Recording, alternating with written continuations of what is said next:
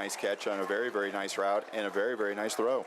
Just over the outreach hands of number 9 for Denver East. I'll tell you what, that was a nice first down. That was a great little play, especially to the slot wide receiver. So you got to have a little bit of time if you're going to wait for the slot. And Cam dropped it right in there where it needed to be. Got a man in motion from the left side over to the right side. We got a turnover. Looks like Denver East going to pounce on the ball. That's right. That's right. Little problem on the exchange there between Cannon Budge and the quarterback, and that's not going to pay dividends. Coach Miller's not going to be happy about that one. And I'm going to jump in here real quick. Sorry about that. We just got notice that we were not streaming. We went live, so sorry for everybody that missed a little bit of that first drive. We should be good. Yep.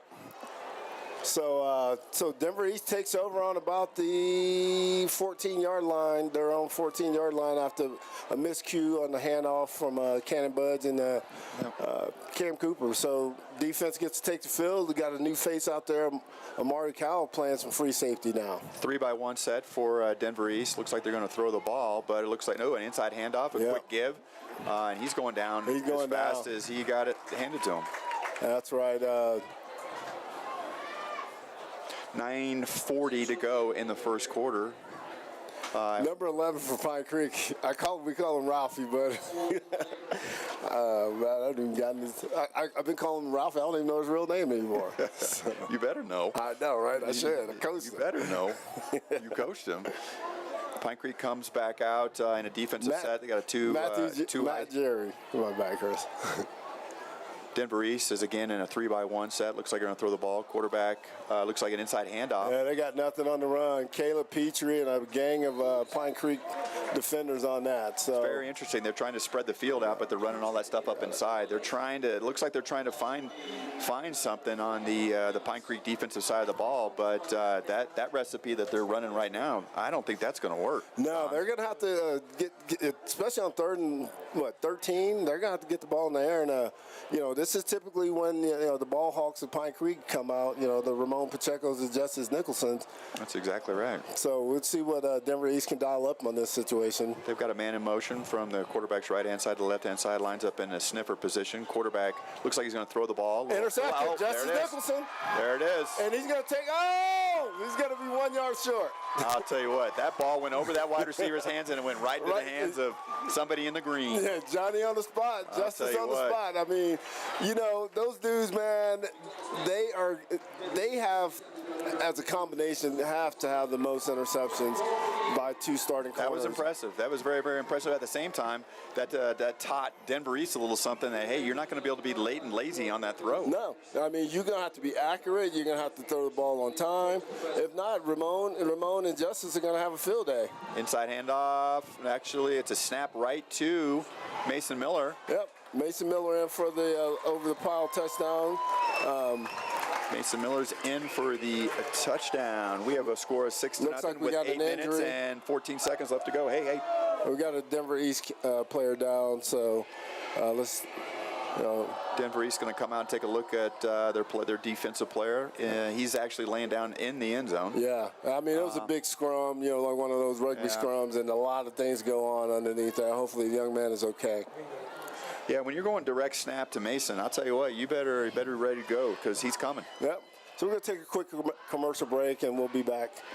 At Energy Advantage Roofing and Solar, we're more than just a roofing and solar company. We're a proud supporter of our community. We're thrilled to be partnering with Pine Creek High School right here in the heart of Colorado Springs. Right now, we're offering free solar consultations and free roof inspections. We're committed to delivering top-notch services to elevate your home and contribute to a sustainable future. Join us in supporting Pine Creek High School. Let's make a brighter future together.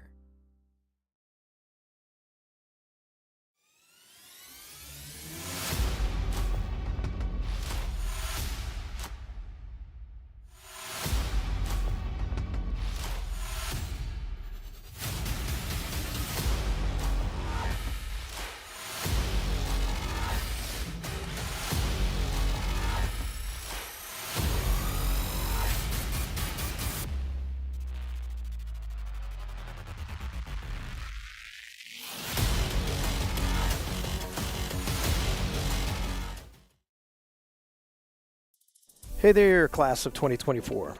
Susan Schiller Photography is proud to sponsor Pine Creek High School. One of the biggest parts of senior year is doing your senior portraits. This is your opportunity to shine and show the world who you are. We pour our hearts into your experience and make sure that it's the best out there. Your session will be authentic, creative, and timeless. We specialize in senior portraits, and we can't wait to help you make some amazing memories. All right, we're back. Looks like the young man from Denver East is on his feet, kind of getting help off the field. But we're going to take a few minutes for some shout-outs. We got a couple shout-outs. We got one before the game even started. I wanted to get a shout-out for Ramon Pacheco from his dad, Dan Pacheco. Shout out from Coach Boom Boom, Aaron Henderson. The Boomster. Yeah, let's go Pine Creek Nation. Black shirts, baby. It's still DBU at Pine Creek. You're definitely right about that. And Boom Boom said he's looking forward to the mustard on the lettuce calls tonight from Coach Coulter. I love me some Boom. All right, so we got another shout out here. Sending love to our favorite player, Connor Yamashita. Yep. From Nana and Granddad, Uncle Larry, Aunt Sammy, and family from Southern California. Shout out for JoJo, number 73, JoJo Flores. For Tia, Daisy, and Tito George in Albuquerque, New Mexico. So again, Chris, we're going to be on our P's and Q's on the shout-outs tonight. Got me. Well, there's someone I know that's on his P's and Q's That's on the right. shout-out. I'll tell you what. Hey. You want to talk about attention to detail? That's going to be some attention to detail tonight, I got a feeling. I'm like Santa. I'm checking the list twice. I'll tell you what, there's some nice there's some additional, not to take the focus off of what's going on here at Pine Creek, but there's some additional 5A football games tonight that certainly have my attention. That that Arapahoe versus Columbine game, that's number 3, Arapahoe. Yeah, and that with the former coach that he used to be over there at Valor Christian, and he did a nice job over there in Columbine. You know, we all know about Columbine. I've had some tough days up there, and that they've had some nice days down here. At the same time, you got Regis, who we're going to see here pretty quickly. They're going up against number 4 Ralston Valley tonight. Yeah, that's us a lot. Yeah, that's some good games. You know, a lot of things to get sorted out this weekend as far as, you know, the top of the rankings. That's exactly right. There's some great games. There were some last night, a couple scores from last night's game that I can kind of pull up. There was actually a large slate of games last night. There were. So let's go to Thursday at the 5A level. Cherry Creek over Ralston Valley West, right. 42-0. And Fountain Fort Carson, we're going to see them, and they got the leading rusher in the state. Yeah, Don. I mean, 5A football is you know, every week matters. So. And they put it on. I know Pomona's going through some changes. There's some stuff going on, but yeah, 28-18 win over Pomona. You know, and that's number 12 Fountain Fort Carson. So they're no joke. Yep, and then we had number 10 Rock Canyon beating Chaparral last night, 35-0. Yeah, and Rock Canyon actually beat these Denver East Angels 26-14 back on the 8th of September. Yep. So that's a team that's actually kind of close to us, but at the same time, Rock Canyon, you know, they always seem to be competitive. Yep, and then Heritage over Overland, 57-15. Here's a team to keep an eye on is Chatfield. Chatfield. Yeah. You know, they came up with Pine Creek in the from 4A to 5A, although they've been in 5A before previously. Right. But they rolled over Thunder Ridge 38-14. The extra point kick from Jonathan Core is up, and it is good. So we have a score with 8:13 to go in the first quarter, 7-0 Pine Creek. And just kind of round out the scores at 5A last night, Mesa Ridge 28-0 over Doherty. Rocky Mountain loses to Eagle Crest 34-19, and Fairview over Horizon 49-7. All right. So between kickoff here, I think we got another little shout out we can kind of get to. Well, I'm also looking forward to seeing Sean Campbell. He's a running back from Denver East. He averages 7 yards a carry.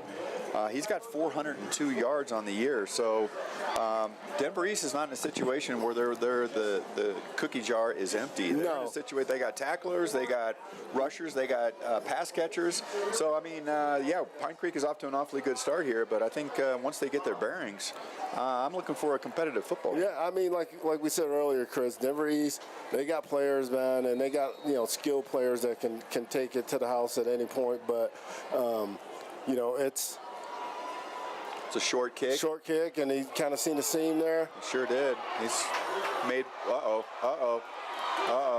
He's past the 50. Past the 40. Lamar Cal. Past the 30. Looks like he's down to about the 25-yard line, ladies and gentlemen. Great return. Yeah, I'll tell you what, that's a special teams letdown, Don. That's going to get some attention. And you know what? We saw this last week. There's a flag down there on someone. I'm not sure if it's on Pine Creek, but there was a little break against Vista Ridge last week, so special teams are going to have to get some more attention on that to not have these kind of mistakes. Well, I'll tell you what, the Matt Wibbles I know, he used to like those kickoffs going into the end zone. So, yeah, we don't like them when they're picked up. On that particular case, it was actually caught at about the 18-yard line on the run. That's tough. Yeah, which is surprising because we got a guy that can kick it in the end zone. Okay. So, Johnny Core, I know they want to give him some rest. I don't think he kicked, though. I don't think Jonathan kicked on that one. No, it was Jared Ibarra who was kicking number, I want to say 24. He's been taking some of the kicking duties off of Jonathan. Maybe to give him a little bit of a break. Well, Jonathan's he's been doing a great job on the defensive side of the ball. But I would think, with the lapse that we've had on the special teams the last couple of weeks, that will get addressed next week for sure. I got a feeling. Denver East comes back out. They're getting things set. Looks like they're going to be back now on the 20-yard line. Yep. On the far hash, Pine Creek gets ready to go. In their cover 2 set. Yep. Got a 2-1-2. Got a man in motion from the quarterback's right to left. He lines back up on the sniffer to the quarterback's left, and a flag on. Looks like an illegal motion call. Yeah, it looks like we got a safety out there. C.J. Caldwell playing some of the safety, strong safety duty. Not sure if L. Hill is injured or just trying to give him a break, whatever the case may be. Ball goes back to the 15-yard line. Man in motion again. Coming over, sets up on the right-hand side of the quarterback. One back set. Inside handoff. Running back's coming to his right-hand side, and that's not going to go for much. No, Don. Looks like Isaac Landry was in on the tackle along with, I want to say, Matt Jerry. Careful for the short run. Stop by Eagles. Yeah, they're trying to spread. I'm a little bit weary of their effort to spread Pine Creek out. They're looking for something there. Yeah, and that D-line linebacker core, is pretty stout. So they're going to have to, probably spread them out and try to throw the ball. But we've seen the results of that thus far. Justice got one, and. Yeah. Well, and Denver East also has Elijah West. He's a running back, and he's actually one of the top 15 rushers in the state. There's the throw, a deep out to the right-hand side, to the far side, and the quarterback completed it. It looks like it might be for a first down. It's going to be pretty close. It's going to be awfully close. They're going to get a deep out. I'll tell you what. That's a nice route. Your cornerbacks out there. That's the one. That's the one you pick That's up. tasty. That's tasty right there. Hey, they'll get one. I'll tell you what. And that wasn't on a line. That's one that you're going to think about next time. Right. And have to come up and pick that one. Like I said last week, Ramon's not the one, but hey, everybody gets one, and that's that kid's one, and I bet you Ramon won't let that happen again. He's definitely going to be coming a little more aggressive because, like I said, that thing wasn't coming. It looks like he's short. They're going to call that back and say he didn't make the first down, which is going to bring up 3rd and 1. That is going to bring up 3rd and 1. It was a little premature on the. Well, and seeing so far when they're running the ball, Denver East hasn't had a whole lot of success, so who knows what might come out. I know. Now. I mean, second, they got.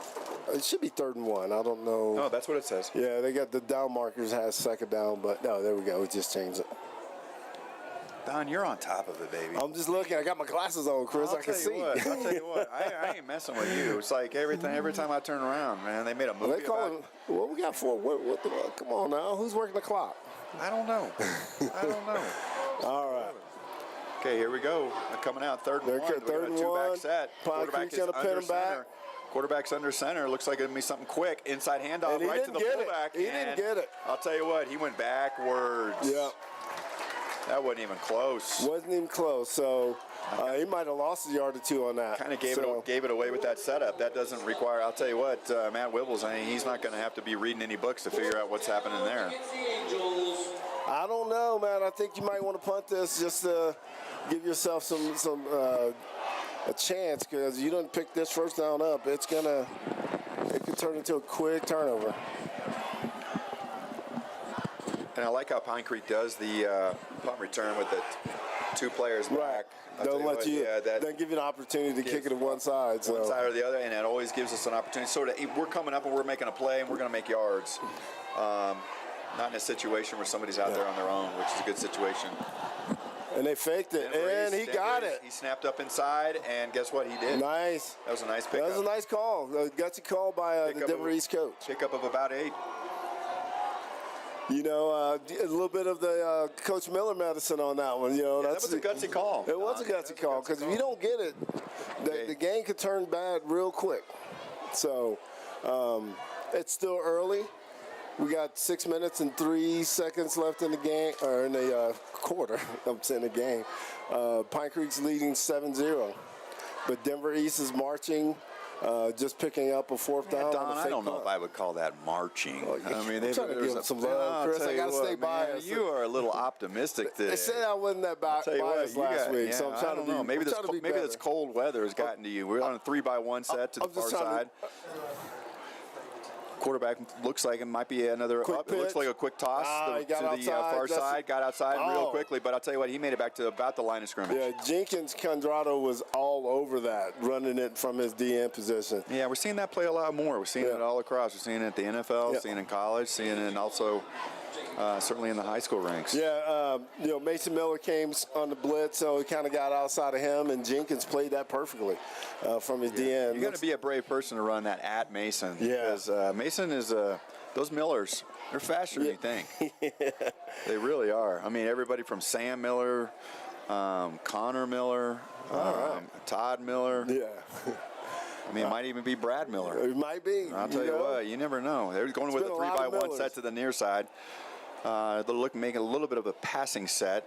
And he's Looks gonna like try to it's a roll little out. play action. He's going to throw out. He's going to throw an easy out to the far side. And I'll tell you what, I think that's going to be a nice game for a first down for Denver East. You know, kind of the bottom receiver, the number one receiver, ran his man off, and they just kind of ran a little quick out underneath that and rolled out to it. Didn't allow the safety to come down on it. So that was a good play design by Denver East. You're exactly right. I like the rollout. The rollout sort of, it minimizes the, the things that can go wrong while at the same time. And that quarterback, I'll tell you what, he looks like he's probably about 6'3", 6'4". He's actually 6'6". They got him 6'6", listed at 6'6", I'll tell you what, 180 pounds. yeah, so he's in a situation where he can see some things. They're going to go to that, but they may not want to go to it too many times. Another So 3-by-1 set, one back there with the quarterback.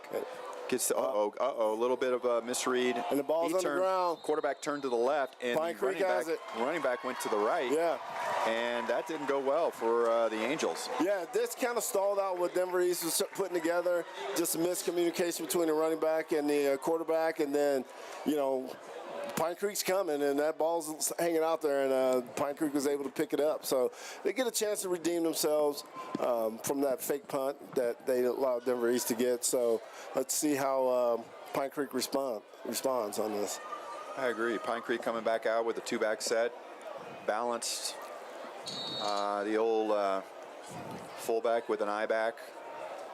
Quarterback turns to the right. It's a handoff to Jonathan Core. He's running to the right-hand side. Looks like might be a gain of 4, maybe. Yeah. Got people stripping the ball. Yeah. And are they calling a fumble? Let's see what they're calling here. Uh-oh. They're giving it to Denver East. Oh, geez. Wow, that's a couple of fumbles for Johnny Corn the last couple games. I'll tell you So what, this doesn't surprise me. I mean, Yeah. this is how they play. Yeah. Not in a bad sense, not in a negative sense, but they play hard. Yeah. Denver East, they're scrappy, and they're. You better come, with your chin. There's a reason why you have a chin strap. Yep, and Denver East, like you said, they're coming out the ball, and there's been a couple turnovers already. There's 4 of them already this first quarter. So I know it rained earlier, but it's a beautiful night tonight. So the weather shouldn't be an issue. So see if Pine Creek can respond and A get. little bit more of a heavy set coming out now for Denver East. Looks like more of a run set. Man in motion from the quarterback's right to his left. Look like they're going heavy Trying to on the far isolate down side. here. Right. Looks like a handoff to the right-hand side of the quarterback. Inside give. Gain of about 4. Yep. I want to see Kai Getz. He's playing some outside backer right now, and is in on the tackle there. Him and El Shaddai Hill. So it's a nice little gain of 4, like you said. Second and about 6 for Denver East. See what they can draw up and keep the sticks moving. Come back out. Try to keep it wide. 1 back set. 3-by-1. To the near side, handoff inside. And that's going going nowhere. anywhere. Kai Getsy's all over that. Oh, wow. I think that was a loss of 2. That might be back. They're going to give him forward progress. It looks like they're going to give him. Yeah, Pine Creek looking at the looking down the line. Pine Creek has Mullen next week. That's never an easy game. And then you got Fountain Fort Carson, and again, Fountain Fort Carson. They will come into the game assuming that they, continue to win, continue to do what they've done so far. They'll be another ranked opponent, and they've got, again, the leading rusher in the state. So that should be an interesting game for the defense at Pine Creek. Yeah, I mean, like we said, every game's going to mean something, especially with what Pine Creek's trying to accomplish this year. They're going to have to bring it every week. Absolutely. Quarterback looks like he's going to throw the ball. A fake inside handoff. He's throwing the ball in the left hand. Oh, wow. Justice almost had him another one.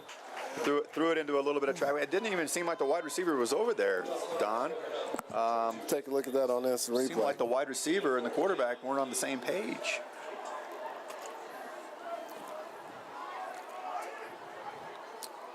Wow, God, that should have been picked. That's a tight window to throw that in. So it's looks like Denver East. Looks like they had that number 18 was sort of signaling to the punter, hey, I'm open over here, because nobody was on him. Yeah, I mean, there's been some miscues on special teams, and I'm sure Coach Wibbles and Coach Miller are not too happy about that. So that's one of those tight huddles where you just say what you need to say to get things corrected. You know what I mean? I've heard that before. I've been there before. You're like, man, I hope this isn't on TV. Right, please, Mama, don't let them see this. Yeah, I hope we don't see this later. This isn't gonna be played at graduation. No.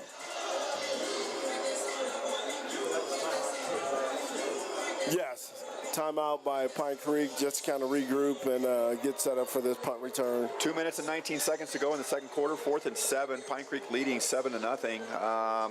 Denver East ready to punt, and coming off of a fake punt the last time they had the ball. So Pine Creek will have a couple of things ready for them, hopefully. It'd be tough to do a fake punt right here, but I'll tell you what. 7 yards There's a reason why we're here.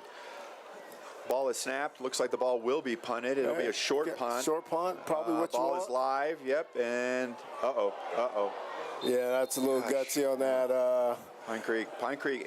You mentioned Coach Boom a little while ago. Coach Boom needs to come back out here and help out our punt returners. Right. That wasn't from the Coach Boom playbook. Yeah, that was one of his specialties. I'll tell you what, he would not have been happy there. No, not at all. I've watched that video from Coach Boom. That's a bestseller, I think. I think he. That's how he bought his house. Yeah. He sold those videos. Good for him. Good for the family. All right, so Pine Creek's going to take about their 12-yard line. Trying to spread it out a little bit. They got 2-by-1 set, 2 running backs. Heavy set. We got a man in motion. Cannon Budge is in the motion from left to right. Quarterback is going to roll out to his left side. Got him. Throwing a deep post. or a deep He out. had I'm both of sorry. those guys open. Elijah Roy. I'll tell you, that was a great little pattern. I'll tell you what, if he could have caught that short of the out of bounds, he could have turned. He could have turned, and there was nobody there. Yeah, there was nobody there. The safety was not over the top. Yeah, it looks like the momentum kind of took him out of bounds, but the safety wasn't over that. If he had a little more real estate, he could have just planted his foot and got upfield for about an 80. Coach Isaiah's going to have to keep that in mind right there. We might have to tighten that route up a little bit. Might want to come back to that. Want to come back to that. Got a man in motion from the quarterback's right to left. Looks like he's rolling wide to his open. right-hand side now. He's throwing it on the right-hand side now. Same exact pattern. It is a completion down to, it looks like, about the 30-yard line. Hey, Cam has been on the money, man. He's maintaining that completion percentage. I mean, are you kidding me? I mean, I don't think we've seen anybody at Pine Creek that's been even close to 60% completion. Take a look at the replay. He just kind of sold the fake, and Kai gets it again wide open, but Luke Zimmerman wide open down the field, and Cam put it on him. Yeah. He's completing 76% of his passes, and he's maintaining. He might even be improving. Let's go bubble screen or little Jets. Here we go, man in motion. Cameron Budge is on motion from the left-hand side to the right-hand side. Give to Mason Miller over the left-hand side, and it's going to be a short game. Yep. So Coach Miller's been a little more conservative right now after two big plays, but hey, that was 3-4 yard pickup on first down, like we talked about last week, Chris. You can get that every time. I mean, yeah, exactly. I'll tell you what, they call that state title, baby. Yeah. Well, I don't want to be too facetious. We got a lot of season left on that. We got a lot left. Got a man in motion from the quarterback's right to left. Got an inside handoff to Mason Miller. Mason's coming to the right-hand side. He turns it up. He's running over people, ran over a linebacker. I'll tell you what, that's going to be a first down. Yeah, and I'm glad to see Mason getting behind the shoulder pads, putting his shoulders down and getting the yards instead of trying to hurdle. So I'm sure that conversation with Coach Miller, aka Dad, went pretty good as far as hurdling. He ran that particular play right at Landon Holloway, that leading tackle, and I'll tell you what, I think Pine Creek got the better of that one. It's going to be a short pass, snapback, and it's looking like a little pattern seam right down the middle there. Yeah, a lot of action going on there to get that receiver in the right spot. Cam overthrew it just by a little bit, but it was there. If he could have dropped it in there. It was there.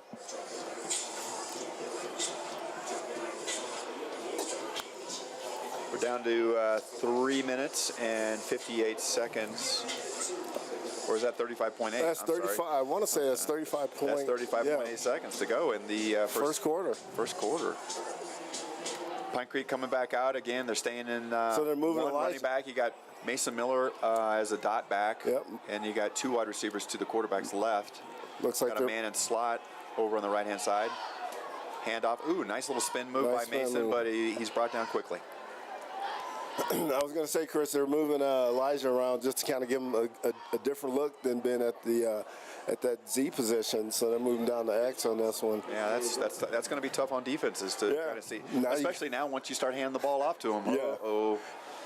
Tell you what, kid named Max Loaf. I don't know if you remember him. I remember him. Max. I'll tell you what, we used to hand it off to him. He just turned the corner. Good things happen. Man in motion, Cannon Budge in motion from the left to the right. Quarterback looks like he's rolling to his left. Oh, no, he's coming back to his right. He's got a lot of Denver East Angels in pursuit. He's run out of bounds over on the right-hand side. Looks like it's going to actually be a short game. Yeah, we didn't seal that backside on that, and that DN came down, and he was right on Cam's heels. And Cam made the most out of it, didn't take a loss, but it brings up fourth down and about 9. Yeah, quarterback Cam did a good job of keeping his eyes downfield, like you say. Never was in a situation where you got too far over or behind his feet, and it was a good situation for him to get a short game, but not make a decision that's going to turn the ball over.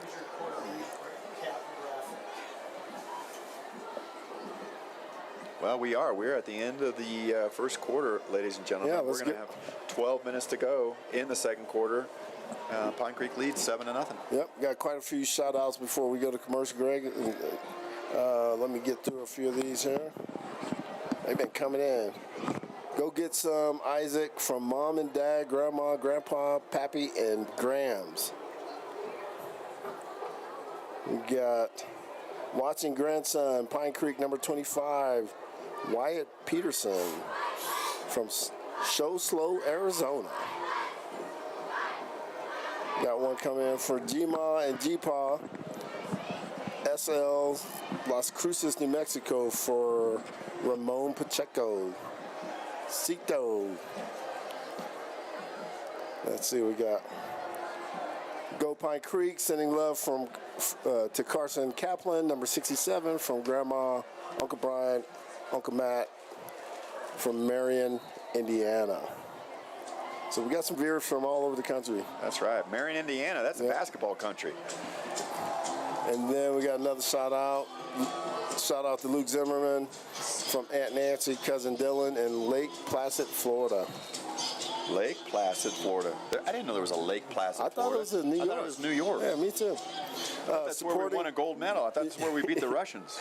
All right, we're back to the action here, but real quick, supporting the Millers from Houston, Uncle Miller.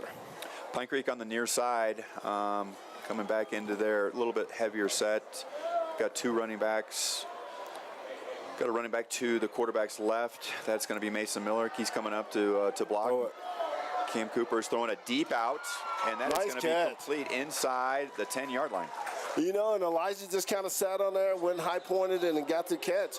I think if it was thrown a little bit sooner, he could have kind of got it over the guy's head. But yeah, it did. It gave the defensive back a chance. I'll tell you what, gave him a chance to make a play, but Elijah did a nice job coming up and making the play. It's kind of like what they teach you in basketball, man. Don't let that pass hang. He's every bit of 6'2", so he can go up there and get it. Man in motion, Cannon Budges in motion from the quarterback's right. So looks like a high snap. Looks like an inside handoff to Mason Miller. He's going to be a short game, but he is going to gain, get a little bit closer to that end zone, and he's going to be inside the 5-yard line. Yep, so it's going to put the ball right around the 3-yard line. Here come the heavies. Here come the meat and potatoes. Here they come. You know, short yardage. This might be that quick snap to Mason. We might be seeing that again. Yeah. What did we call that back in the day? Call it Balco or something like that? You know, it's been a lot of things. Remember the old Dirty Balco? Cowboy. Dirty Cowboy, Balco. You know. Here it is. There's Mason. Quick snap to Mason. Running to the left-hand side. Oh. I'll tell you what. I'll tell you, nobody wanted any of that. That's a touchdown. That's like a Scud missile coming in there. Let's take a look at that. Yeah, you're going to get out of the way there. That's look at that on replay. Mason just kind of ducked his head. Yeah, that's not going to end well for you.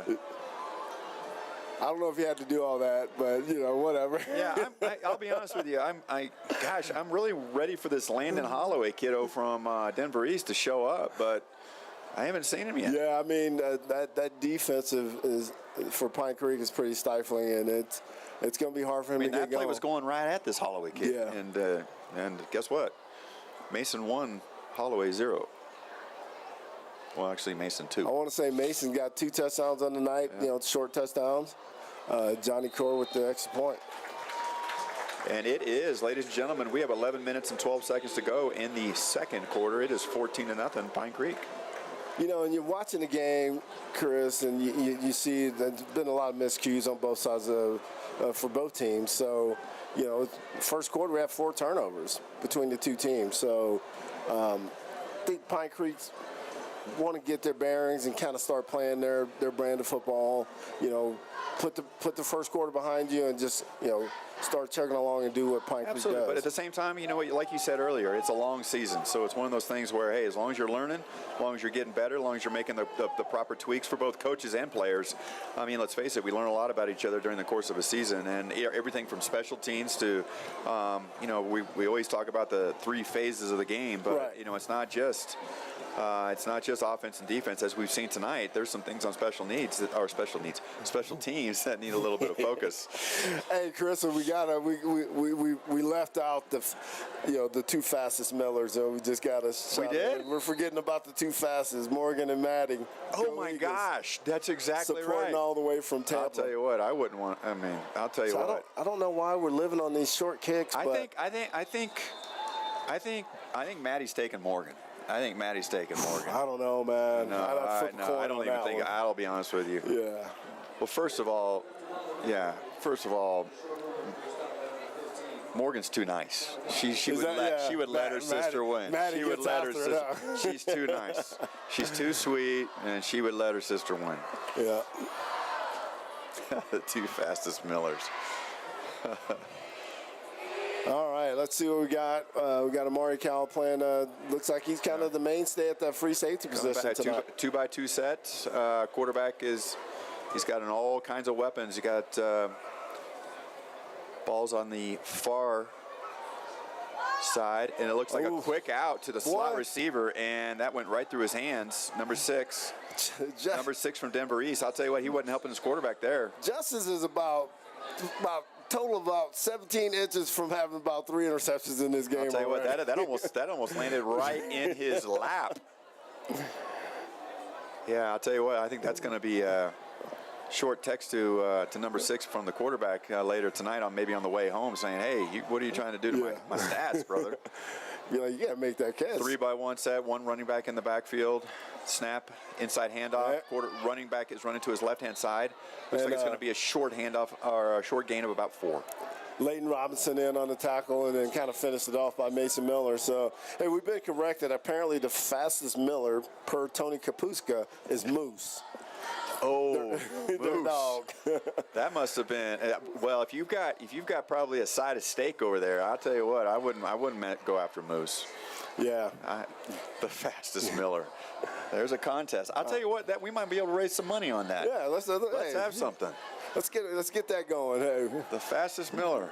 And let's get Moose involved. Yeah, we can get to some footage of the actual winner here. Here we go, 2x2 set, 1 running back, man in motion from the quarterback's right to left. It's that inside handoff. And they played that perfectly. He's running to the outside edge, and I'll tell you what, Mason Miller came up and stopped that. Yeah, Kai Getze came in and sealed the edge on that and forced him to kind of get going, but now it's going to force Denver East to punt the ball, and you kind of feel it turning a little more towards the Pine Creek way of playing football. So see how they can capitalize on this for this next drive and see if they can get some points on the board. Yeah, I tell you what, what you're seeing is especially from the Pine Creek side of it is, you don't see a whole lot of solo tackles. You see a lot of there's 5, 6 guys right in there making the tackle. Yeah, flying around, a lot of gang tackling, and that's a great situation to be in. One, puts you in a situation where kids aren't getting, whether they be injured or worn out, but it's also the opponent. They got to be saying, "Hey, are there how many Pine Creek guys are there on that side?" Oh, that was inside close. handoff. That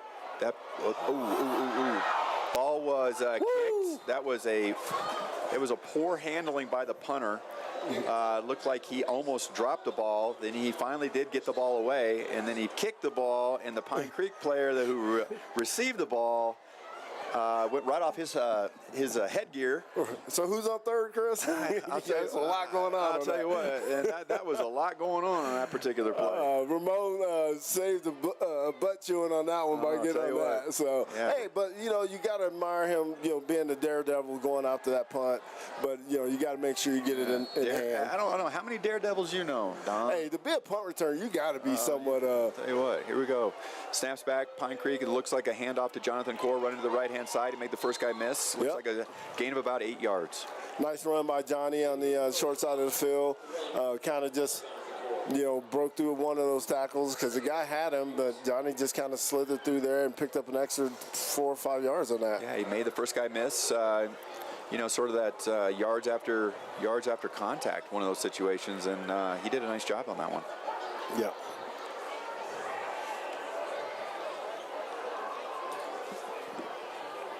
Tell me about the crowd here tonight, Don. I mean, I'll tell you what, I bet you got 600, 700 people here. Oh, that's more than that. You think so?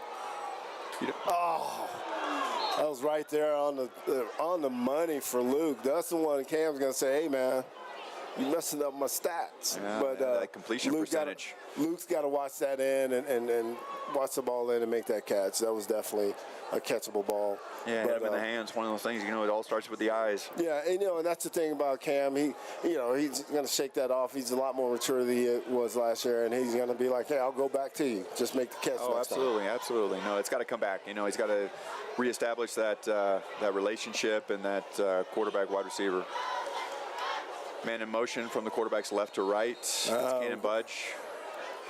Yeah, false start. A false start on Pine Creek. Yeah, didn't quite see that, but not sure who that was on, but I think Coach Miller's playing a little chess match. They got number 32 at corner, and all of a sudden Elijah comes back in. So you can expect what's about to happen right here. Okay. We're going to see if he can cover, is what Coach Miller or Coach Baker is saying. Okay. Well, I'll tell you what. Yeah, between that post and maybe even like, running a deep out, there's been all kinds of things that have been open tonight. Cannon Budge in motion. Quarterback is rolling to his left-hand side. May the first guy miss. He's run a... Oh, nice move, Cooper, Cam. wow. Kept the dream alive. And they're going to have helmet-to-helmet contact, it looks like, on that. I think you're right. He did. That was phenomenal. That was a nice move by Cam. He had Elijah going down the street. He just couldn't set up to get it to him. But at the same time, then he made that was a run of about 12 yards. Yeah, for a first down. Let's take a look at that on replay. Selling the fake. They got it.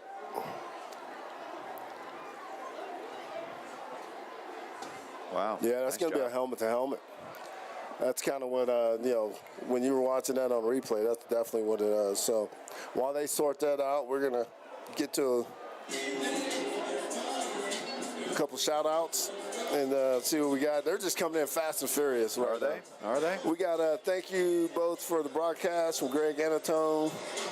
I know Greg sent something in. Shout out to his son Jaden, number 32, nephew Connor Laxton, number 59, supporting the PC Eagles from San Jose, California. Wow. Let's go Eagles. Got some love from Cali.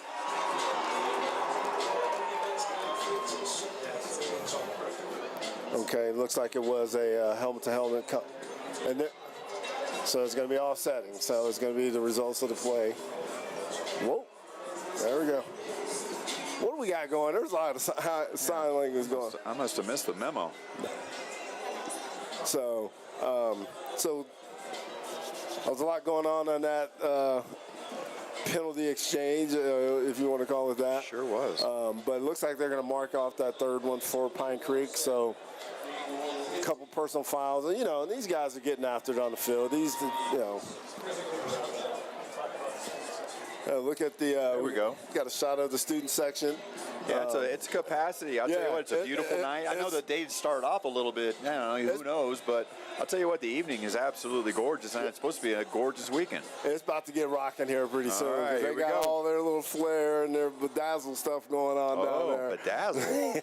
I haven't heard that phrase in a while. All right, so Pine Creek's going to be right on the 26-yard, 27-yard line of Denver East. 27, yeah, I agree. Quarterback's in gun. We got 2-by-1 set. Quarterback's going to throw the ball to his right-hand side, to receiver side, and he's throwing it deep, and it might be. Number 25 played that perfect with an interception in the end zone. Looks like it's going to be an interception in the end zone. He just threw it short. Yeah, just kind of threw it up and tried to go 50-50 on it, and the cornerback, number 25, made a great play and got himself in position to pick that off. Tell you what, he stayed focused, take a look at the and that was replay on that. Good timing on his jump, but that was the ball was just a little bit short. A little bit short. Yep. So that's not the kind of completion Cam wanted, but hey, now it's time for defense to come out and try to get a 3 and out and get the ball back in the offense's hand. I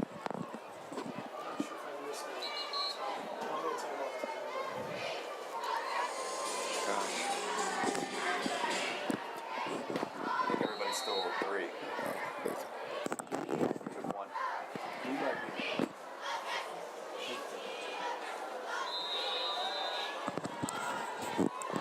Not quite sure. Let's see what the timeouts look like for Pine Creek. And I want to say Denver East is taking 1 timeout and Pine Creek's taking 2, but not quite sure.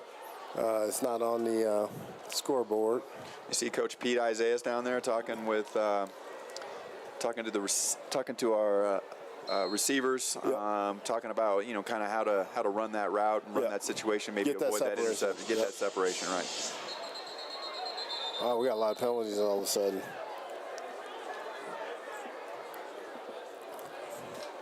Not quite sure what they call. Usually that's a false start when it's called from the back judge. Yeah, it's usually something on the offense.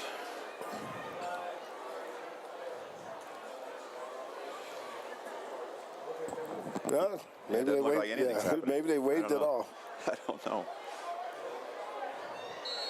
Denver East again coming out in a balanced set. A little bit looks like a little bit heavy. 1 back set. Got a fullback in a sniffer spot on the right-hand side. Handoff on the inside. They're going to commit to that run. I'll tell you. What, They're gonna like, try. we're going to get this one way or the other. But what do you got? A gain of maybe about 2 yards. yeah, it looks like Caleb tweaked a little something there. So we don't need him to be banged up. He's probably got a helmet to the knee. He looks like he's moving, so he'll be all right.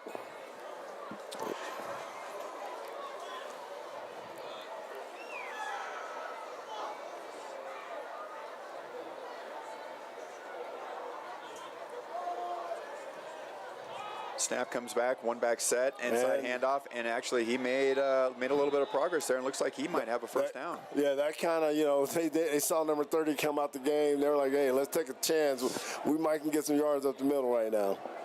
So number 10 Caleb Petrie.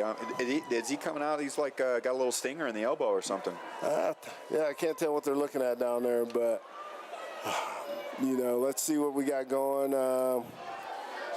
We brought Mason in the middle with okay, nice little adjustment. Man in motion from the right-hand side to the left-hand side. Inside handoff, fake pass. Nice and play it's by gonna be picked Mason. up very quickly by Mason Miller. Yeah, number 10's kind of getting his little mojo going. He's like, hey, He's trying. He's getting it going. I'm trying to go. He's like, I think I can. Just keep giving me the ball, you know. That's right. That's right. Well, they're getting more yards now than they were getting early on. Yeah. So it's something's loosening up. Yeah, I don't know if they want to try to, you know, set up something by keep running, and then try to throw a pass, because you got to throw to Ramon that's or that Justice. offensive coordinator in you, Don. That's you can't shake it. He's trying to set it up, but I don't know, Ramon. They got the guy separated up top with Ramon covering one of their best receivers. So I think they're going to try to see what they can get off of Ramon. They ran a nice little deep out on the last one, but 2 wide receivers on the near side. The running back. There's the fade. There it is. Oh, whoa! A little slant action, and that was close to getting picked too. But and we I'll got tell you a what's a penalty. first down, Denver East. We got a penalty on the back end. It looks like I want to say that's typically roughing the passer. Yeah, let's take a look at it. Wow. See what they called That's on a that. brave on the throw right replay. there. Kai Getzy. Oh, that's boom. bang bang. But you know, quarterback put that on the spot and they made a catch. So You realize how quickly he got it out to him, and that's what he had to do in that particular situation, because that's going to be people were coming. Yeah, it's going to be 15 at the end of the play. So that's going to give Denver East field possession inside of Pine Creek's territory.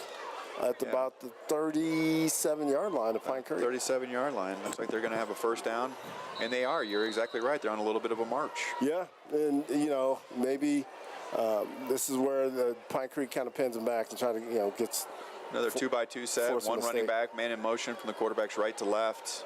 He sets up so into a 3-by-1 set. Inside handoff. And that's going to be stopped for, looks like trying to get a strip. I thought he got a strip. He was reaching for it. So looks like a gain of maybe 2. Let's see what we can see with Caleb Petrie. If looks like he's up and moving and probably going to be back out there soon. Yeah, he does. He looks fine.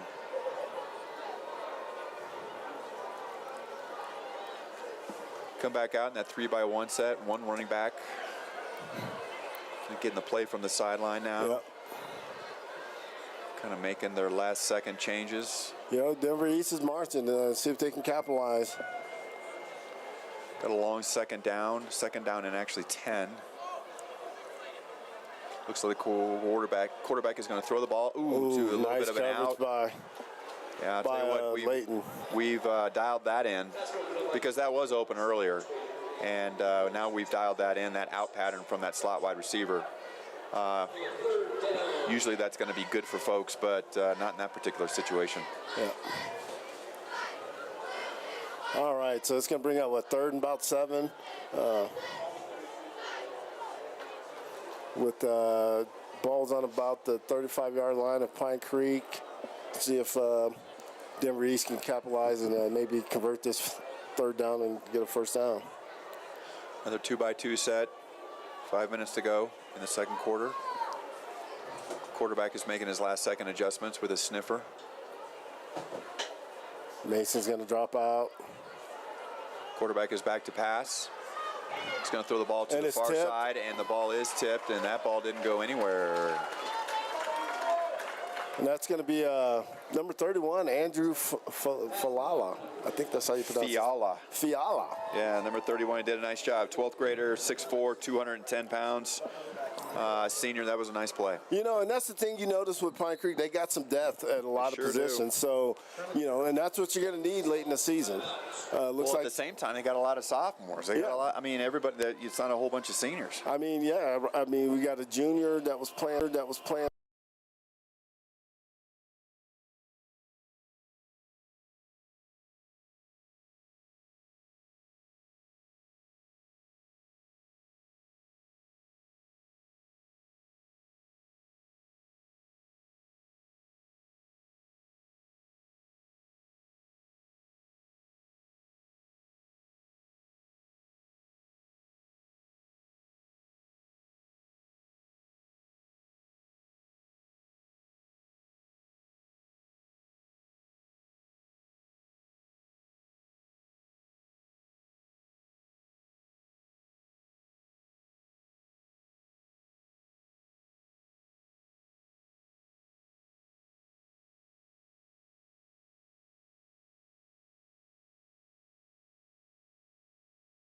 Well, it's third down, Don.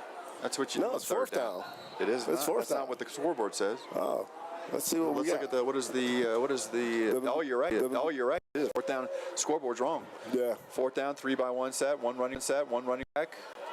Quarterback is checking everything out, making some last-minute adjustments. And Looking Mason back, Miller's he's back coming. to pass. He's going to throw to the far side, throwing deep into the end zone. Nice coverage. Oh, come on. got a you lot can't of- cover that any better. That's some Dijon on the salad. That was great coverage. If we could get that on replay, that's worth taking a look at. Ramon was in perfect position. Yeah, I'll tell you what. If he's going to complete, he's going to have to thread a needle. Oh, I don't see any pass interference on that. I don't know. Yeah,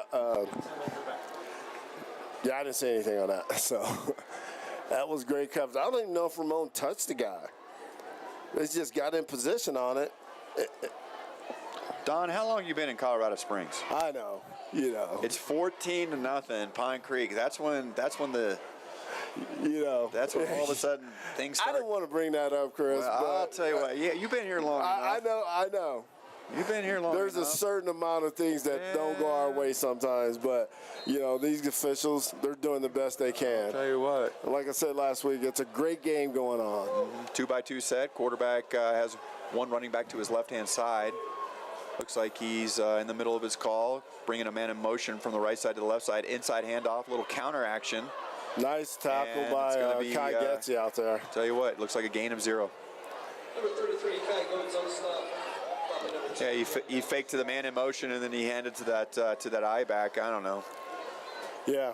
It wasn't like your classic counter, but mean- a little bit of counter action with the running back and the slot back. Yeah, I mean, I guess if Denver East feels like they get in trouble, they can just throw a 50-50 ball and try to get a pass interference.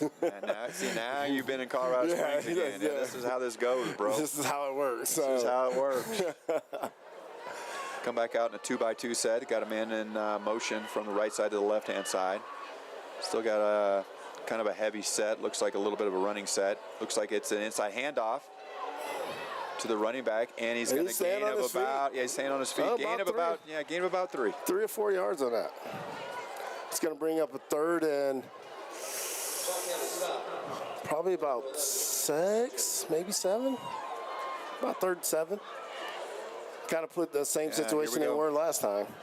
So let's see if Pine Creek can come up with a stop here and maybe force them to either go for it on fourth or try to kick a field goal. So this would be a nice stop right here. This would be one of those ones where these are the situations where you kind of establish yourself, especially as you start heading towards halftime. We're about 3 minutes and 36 seconds to go to a halftime. Yep. Yeah, this is one that, if we can say we stopped them, it sure would be nice. It'd be definitely a morale booster going into halftime to stop them, and then with a little bit of time left on the clock to maybe try to get in scoring position. Man in motion from the right side to the left-hand side.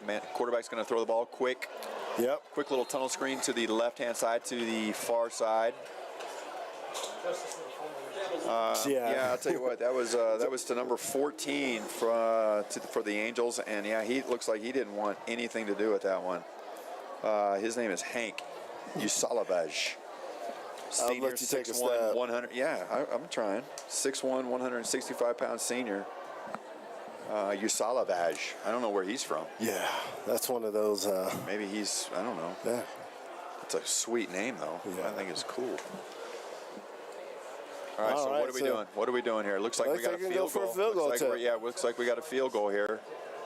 All right, Denver East trying to get on the board with a field goal. Kicking the ball from About what, 34-yard field goal attempt? yes, 34. Uh-oh, And- low line drive, and it is not good. No good. So Pine Creek did their job. Now Sure you did. got to come out. Yeah, you got to let's establish Establish it. it right now, That's like right. you said, Chris. Let's 3 minutes to go. establish 3 minutes. Let's run our 2-minute offense Yeah, and get down the field and Let's see. let's be mindful of the timeout situation. Let's be mindful of the play down and situation. And I'll tell you what, this is one of those situations where, hey, this is better than later on in the season. You might be at 2:57 in the game, and you gotta get down and get a field goal or get something. This is a good opportunity to learn. Just real quick, I just saw a shout out. We got a shout out from Tom Leafhead. Said he wants to be a part of this broadcast team. What does he need to do? The Leafhead. Tom, you know our number. Leafhead. We're not taking any. We're not taking any vet. We're not taking anybody that's done the things you've done, man. We're not ready for that. All right. Inside Stretch handoff. it. There's Jonathan. Core running to There the he right hand goes. side, bouncing off people. Oh, that's Yards gonna after be- contact. He's doing a nice job. And he I'll got tell you out of what. bounds. Stop the clock. So Tom Leafhead. Doesn't that guy? I think he owes me money. He owe you money? I don't know if Tom owes me money. If he does, he can go ahead and keep money. it. So. He owes me money. Tom, you tell know you our what. number. Give us a call, I'll man. tell We you could what. definitely use the help. We're trying to make this a you great what. experience for all the fans out there. The I more miss the me merrier. some Tom Leafhead. All right, a little bit of a heavy set for Pine Creek. Inside handoff. And there coming it back is. to Jonathan There it Ford, is. coming to the outside. Bouncing outside. Get out Another of nice bounds. gain of 10 yards. 10 yards, get out of bounds. They've marched down. They're close to Denver East territory Close to another first down. with less than 30 seconds off the clock. So Yeah, they are. now you're doing what Pine Creek does Got another and see if first you can down. establish this and punch this in before half. Yeah, I'll tell you what, I think they've kind of found something here. Yep. They're just sealing that in, and they're giving it to them. Here we go. Same thing. Runs Same to the play. right-hand side. Jonathan Course coming off. Number bouncing one. off a couple guys. That's going to be a short gain, and we're going to have to call a timeout right there. Yep, 2:40. Clock stops. Oh, clock better stop. Come on. No, there's no first down, I don't think. So Well, I was going to say call a timeout. we got They time. didn't. Yeah, we All right. got a little I'll bit tell of you time. what, Don Chapman, man, you like to roll the Hey, dice, there's man. no urgency out you there, like to though. roll the dice. Here's I guess that. not. Here's that. Let me go ahead and fake it a little bit and try to get Elijah going deep. There it is. Boom. There it is. Uh-oh, we're throwing deep. We're throwing deep to the far side. Oh, ball's hanging. Oh, it just hung up there too long. I don't know. I didn't like that one. I didn't either. I didn't like that I didn't one. like it either, Don, I Chris. didn't like that one. It was too much air. Way too much air. Let's take a look at that on replay. It's just kind of hung up there, and honestly, that corner or safety could have made a play and picked that off. It was just up there too long. You know, Cam Cooper, why doesn't he run more often? I mean, the dude can run. Yeah, you know. I mean, you see all the field he had right You there? know, it's one of those things, man. We got to live to play another day, right? Yeah, I mean, I'm all for it, but no. One running back looks like Cam Cooper's back to pass. He's looking deep. He's got like some- he was threw into a couple of angels Yeah, there. there was some Yeah, I'll tell you miscommunication what, on that one for there sure. were 3 angels over there, and that was a situation where, yep, you see Elijah Roy telling him, hey, let's dial it in a little bit. Yeah. Let's tighten this up a little bit right here. It's going to bring up fourth down. He's going to punt it. Coach Miller's just a little, he's like, hey, let's get out. We didn't establish what we wanted. Let's go back and regroup at halftime and see what we can do. Yeah. A lot of mistakes. Where you get to that part of the season where these mistakes have to be a little.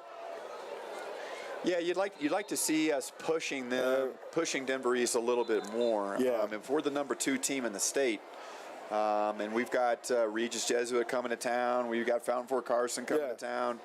Yeah, we want to be in situations where we're not.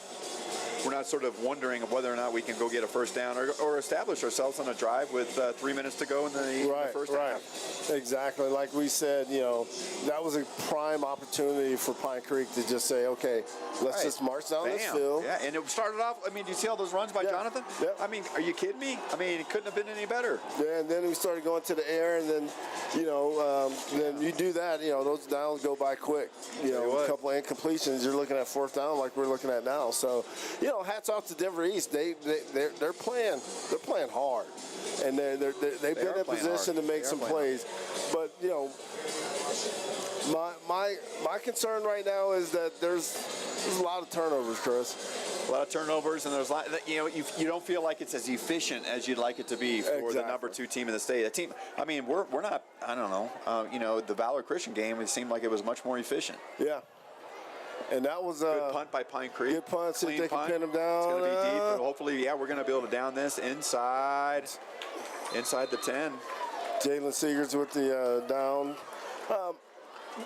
Denver East, you got a minute and 50 seconds left. Are we gonna try to score, or do you go into halftime, Chris? What's your thoughts on that? Well, I'll tell you what. From what I've seen from Denver East so far, I think they might line some stuff up and see if they can get a matchup that they're looking that they like on the edge. They might be able to get that, but right now, so far, I think they're pretty happy being 14-0. Yeah, to the number 2 team in the state, you're down 14-0 at half. I don't know if you want to kind of get the ball in the air and maybe risk a big turnover. No, probably not. 3 runs and call it good, huh?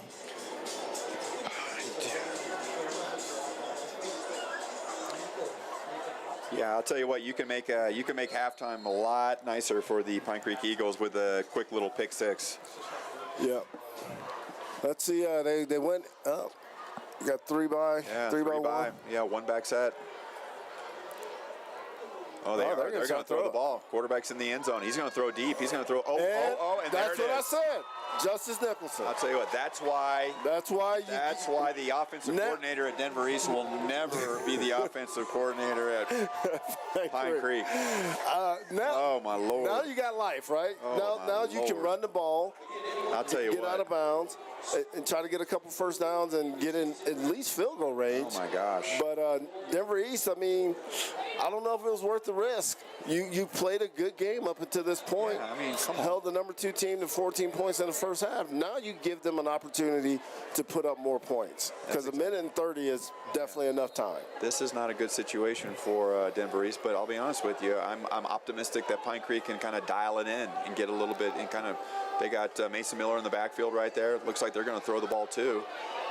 Cam Cooper's running to the right-hand side. He's running to the near side. He's going to make a man miss, and he's going to jump out of bounds. Not a lot of yards on that, but he was able to get out of bounds, stop the clock. Right, stop the clock.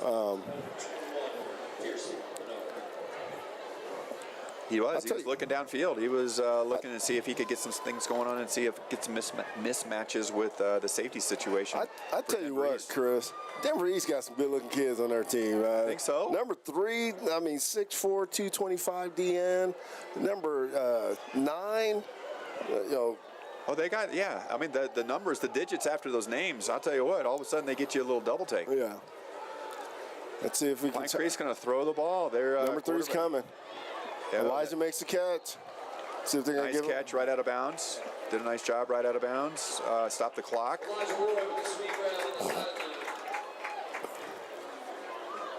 I'll tell you what, that was a great little play right there. That was a pickup of 15. Now you stop the clock. You stop the clock and get first down. You still got a minute. 28 left. You've only taken off about 20 seconds of the clock and ran 3 plays. So you gotta punch this in. You gotta walk away with this with some points. Yeah, let's be efficient with this. Let's be efficient. Let's be the number 2 team in the state. And a swing route. Quick little swing route to the left-hand side of Mason Miller. Mason's going to go outside real quick. He's going to run out of bounds smartly. He's going to stop the clock. 1 minute and 18 seconds to go in the first half. Hey, we're chipping away at it. that was a little 5-6 yard pickup. I like that. Little swing route. Get out of bounds. Play another play. That's right. Nothing but first downs. First downs. 5 yards of play. Amen. It'll get you there. We're well within Johnny Core's field goal range. So Are we? But you want more. We want You're more. the Don you Chapman. want to walk away with this I'll with tell 7 you, here points. we go. We're going to throw the ball again. He's looking to the right-hand side. He's got two wide Nice receivers. sit route. Little sit route. on And the a inside. touchdown. And that Elijah is, Roy, another touchdown on I'll the tell you season. what, holy moly. That was nice. Elijah just set him up, sat in that little void, and picked that play. Because they're playing him deep, Chris. You know everyone's going to say so he's going you deep. got all these pockets open up underneath. Yeah, let the safeties play over the top and just throw underneath them. That's great. Great job. Let's take a look at that on the replay. That was a great route, great throw. There it is. And he dove and got the touchdown. So nice play by Elijah. And this is what you want. That's exactly how you wanted that to happen. So you got that corner route, and you got that pocket that is created. Bad snap. So it's going to make it 20-0 with the extra points. Not going to be no good. 39 seconds to go. But hey, you got to be happy. That's an efficient use of time, Right. a productive use of time. Nice job with the passing game. And that's one of those situations where sometimes you're going to have to be in a situation based on the clock. You're going to have to throw the ball. Yeah. So, and I was very impressed with the ability to get the ball out of bounds, the ability to make efficient passes, and at the same time, safe passes. Yeah. And, just going back to the fatal flaw on this for Denver East is you had a chance to get out the half with down 14 Exactly. points. And, you don't want to say you got greedy, but you did. And it got picked off. And Justice Nicholson and – But what did they get greedy about? They haven't gotten anything all night. But you could have it's hard walked to get away. greedy when you've never been there. Something he's just hungry. Maybe he was still hungry, Chris. That's He wanted more. inefficient. Yeah, that's just, I don't know. When you're skinny and greedy, I don't know. But Pine Creek made them pay, and that's that momentum they can take in the half. They're going to get a good chewing about the way the game has gone. Johnny's going to come in and kick it in the end zone, which Nice kick. We through the end zone. That's exactly the way you're supposed to do it. So that clearly now Jonathan Core is going to be doing the kicking because you saw what happened that last one. All right, Chris. I'm going to throw out a little bit of advice. I'm not the coach for Denver East, but let's just get out the half right now. If you come out empty, if you come out empty, throws throw the ball right now, it's on you. It's on me. It's on the coach at Denver East. I'd like to know who's over there. You're gonna be like, you got some explaining to do. Is that the guy who used to be at Liberty? I suspect this is gonna be 2 runs, but I don't know, Chris. It doesn't seem like there's many people over there. It seems like the coach is probably all by himself over there. Yeah, he's like, hey, you gonna make this call? He doesn't even have any players with him. I think they might throw the ball again. They better not. I think they are. They better not, Chris. Nah. Yeah, it's an inside handoff. Yeah. And that's going to be a loss of 1. Yeah. Yeah, that's just get to half. Yeah. But overall, he must have gone to one of the Don Chapman clinics at where are those clinics? What are they called? The Glazers. The Glazers. Yeah, Glazers. Don Chapman is doing a session on how to score with 37 seconds left. Right. If you're how not to give up a score is the actual title of that. You run the ball. How to call the right play when 37 seconds left. But at the end of the day, Denver East has played a pretty good half. There's a lot of mistakes on both sides of the ball. There really have been. With both teams. So there's a lot that can be learned for both. Pine Creek's going to go in. They're going to be like, you know what? This game shouldn't be this close. And then Denver East's going to go in. They're going to be like, hey, guys, we should be closer in this game. So it's the message you're going to give your team at halftime, and who's going to respond when they come back out in the second half. In all honesty, I was looking for a lot more out of the Denver East defense with all with the number of tackles some of those kids have and the average tackles per game, tackles for loss. Now, granted, at the same time, they played Rock Canyon. Rock Canyon is a decent team, but they've got Westminster and they've got a couple other folks in there. Yeah. But I think they're getting 20-0. I think Pine Creek's going to be pretty satisfied with that situation. They've done a great job on with their defense. They've held Denver East really. They've been very limited on the options that they have to either pass or run the ball. But at the same time, it's a good football game, and I think they probably feel like Denver East probably feels like they have a chance still. Absolutely, and I want to say that's the 5th touchdown by Elijah Roy this year. I think it is. In 3 games. Actually, it might be did he score 2 tonight? I think just 1. Oh, okay, then yeah. I think Mason scored the other 2. Oh, that's right. Okay, that's his 5th then. So, I mean, he's been efficient at that receiver spot. So I'm glad to see he's having a great season. But Chris, again, there's a lot of things to clean up. A lot of things to clean up, but at the same time, nobody's gotten hurt. No one's gotten hurt. We're in a good situation. I think we've learned a lot. I think we've been in a situation with sort of down in distance. We've been in situations now. We've sort of had a hurry up type of situation, sort of a 2-minute passing situation that we've learned from. Again, I remain very, very impressed with Jonathan Core. His ability to sort of bounce off the first person that hits him, yards after contact. He's done a nice job. And I'll tell you what, if Pine Creek can be in a situation where you can simply get him into a little bit of space, I'll tell you what, we're going to be in a great situation for the rest of the year. Yeah, definitely, and and kind of a 2-headed monster with Johnny Core and Mason Miller, but like you said, Johnny's having a pretty good, efficient game. Had 1 little fumble, I believe, and he's gonna let that eat at him for a while. But that's just how he's built.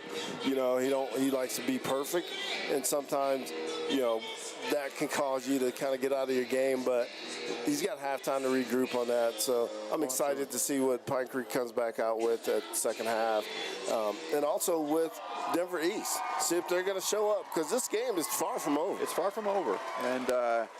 And Jonathan Core, I mean, we've all been in those situations where, that ball was stripped. It was ripped out of his hands. And, we talked a little bit about that. We talked a little bit about that coming in, because we anticipated that the Angels they're going to be aggressive. Yeah. They're going to come in here prepared. They're not going to give Pine Creek anything. And they're going to make Pine Creek earn it. And we've all been in those situations where a fumble has occurred that, whether while we're playing or, where we're coaching or whatever the situation might be. But, that's the great thing about football, is you just never know what's going to happen, play to play, second to second.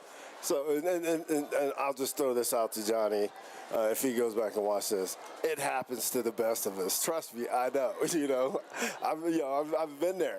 So Amen. you just got to shake it off, get back on your game, and that's what you have to do. No, you do. You got to shake it off. Yeah, it's one play, and that's the great thing about football, is you got another play, and let's go do something. Yeah, definitely. So and he's got a lot of opportunities, whether it's running the ball, whether it's kicking the ball, whether all these different opportunities. He's got a lot of methods to dilute the fumble situation. All right, so I'm going to give a couple shout-outs, and then I think Greg might want to go to commercial here. I don't know where his plans are. We're going to stay on band, but let me give a couple shout-outs before the band starts, and then we'll kind of shut down until we come back for half. Oh, man, I got a bunch of them. We'll get to some of these in the second half. Go Isaac, number 40. From Jaden, your twin.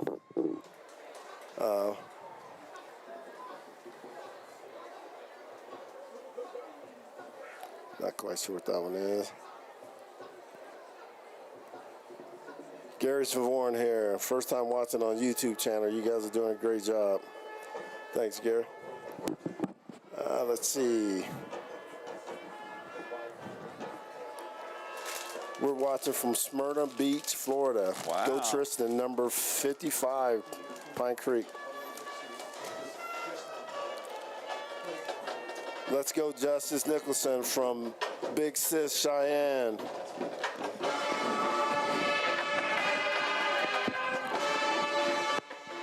Love what you're doing.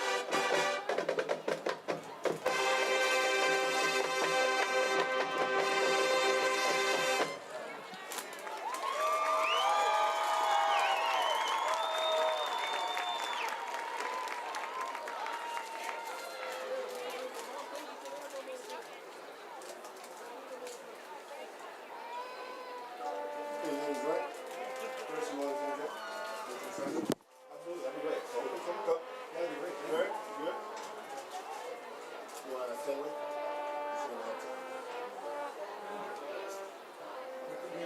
Okay.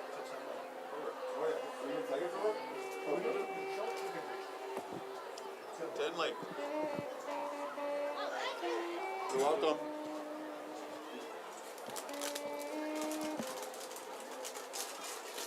I have Eric come up to the stats. So just kind of hang out for a bit. He's going to do stats for us. So, it's not today, though. We got to find, I'm going to try to find a program we can use.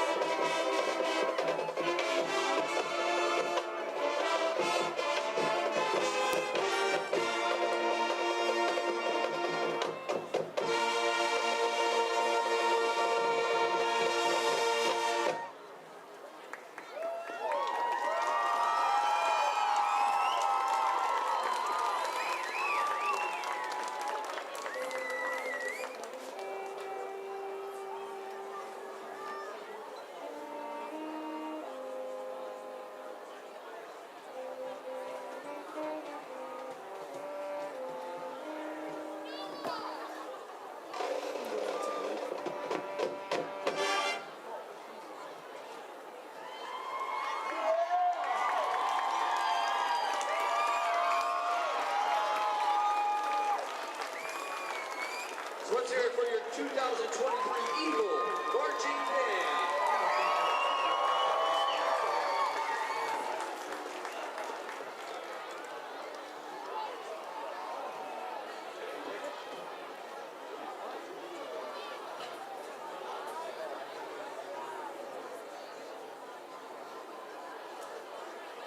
So we're getting ready to announce homecoming court, but before we do so, let's acknowledge this year's Mr. and Miss Pine Creek, Sophia Turner and Keisa Morales. Big round of applause, Mr. and Mrs. Pine Creek. Now let's welcome your freshman, sophomore, and junior homecoming court. For the freshmen, Sanaya Aziz, Paul Carlton, Judgy Tisias, Naomi Davis, Emmy DeVore, Devin DeFour, Hayden Fundies, Jackson Parr, Levi Stearman, and Ava Wendland. Big round of applause for our freshman court.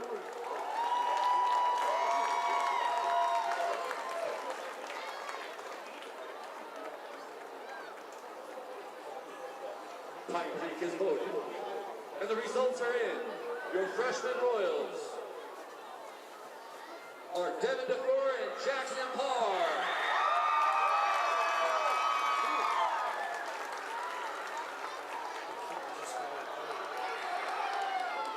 On the sophomore court, Amari Carlos, Cadence Carlson, Risa Irene De La Cruz, William Dietz, Herman Leroya, Zarna Hayes, sorry Serena Hayes, Maddox Hepperly, Megan Wynn, Miles Tager, John Lee. Make some noise for our sophomore court. And your sophomore Royals are Cadence Carlson and William Dietz.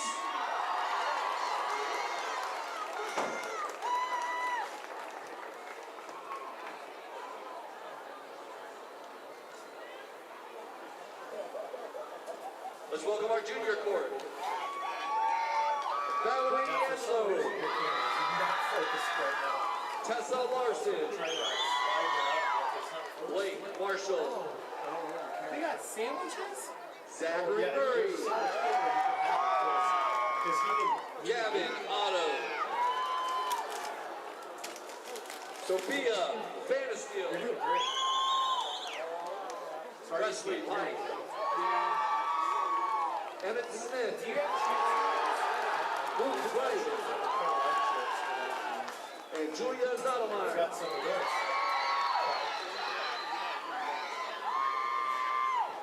Move your Little bit of camera noise for around your so you can juniors. focus.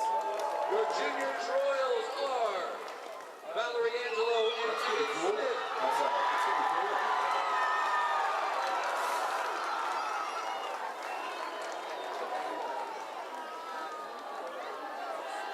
Now let's welcome your senior court as they are escorted on the field. This is your senior court. Isabella Alexander. Eva Ainsley.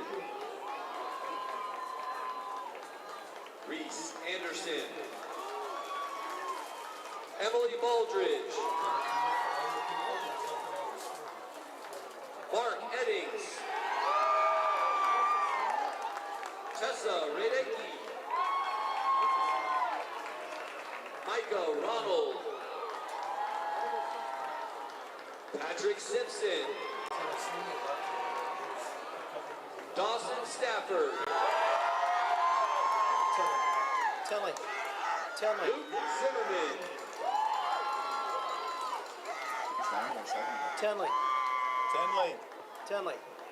Tenley. And now the moment you've all been waiting for. Pine Creek has voted. Your homecoming king, Dawson Stafford.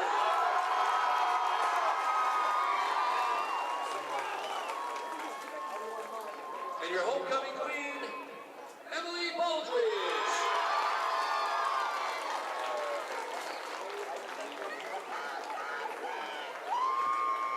Do better than that.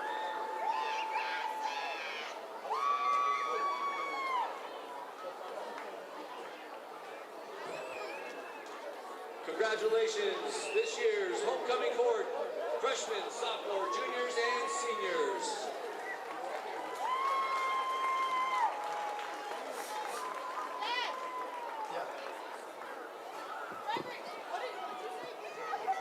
What's that?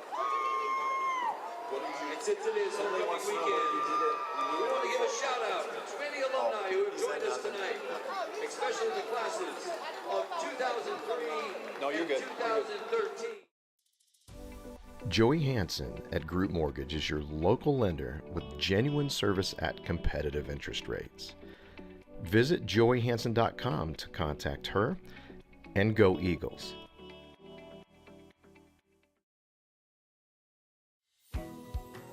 Comfort Dental. New patient exams are only $19. Schedule an appointment today at comfortdental.com, and go Eagles.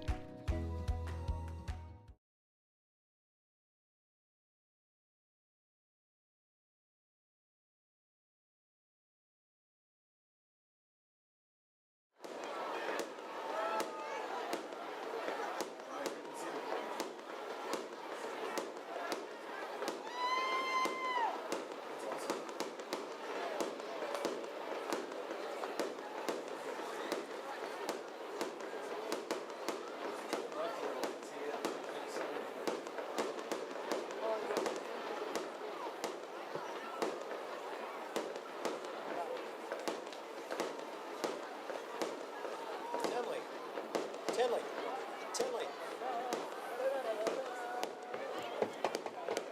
Can't see him.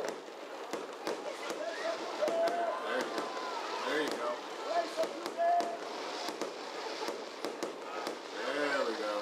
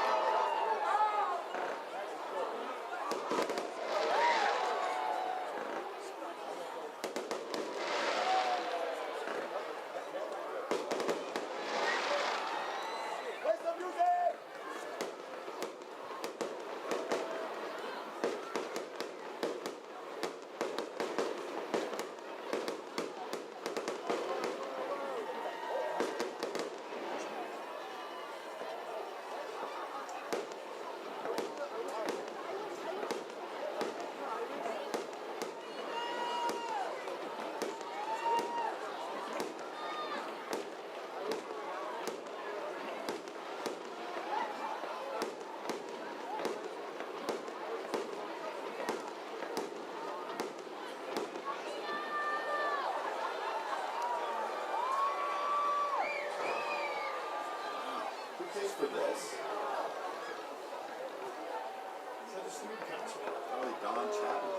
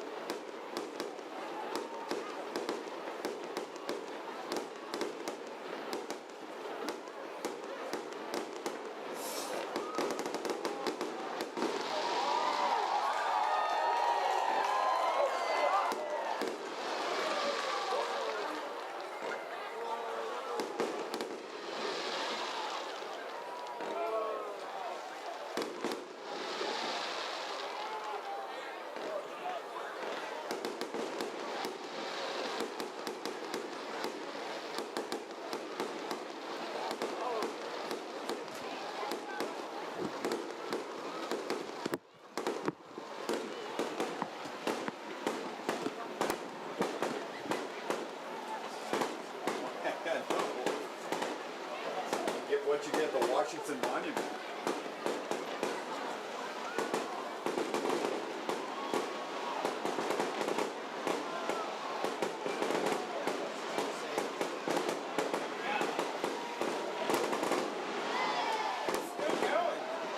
Yeah, it's unbelievable.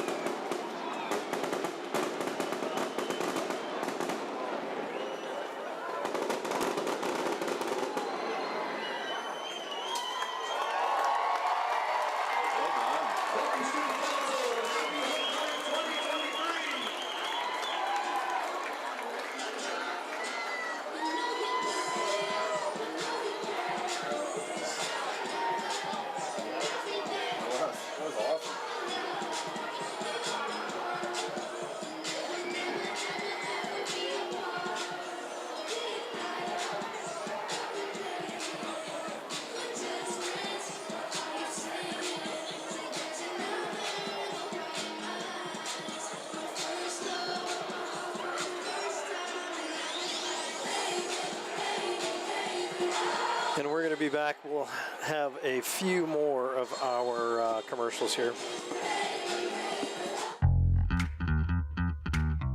Senior broker Vaughn Luttrell and son Pine Creek High School inside linebacker coach Justice Luttrell are mortgage brokers with Fidelity Mortgage Solutions, located here in Colorado Springs. Stick with the home team and reach out for any and all refinance or purchase needs. Phones are always open and on for our Pine Creek family. Go Eagles!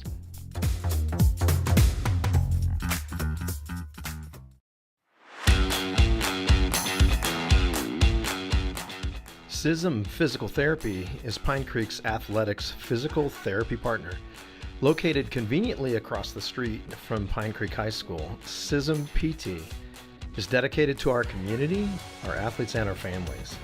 Come meet their caring and knowledgeable providers, 2 of which are Pine Creek graduates. Go Eagles!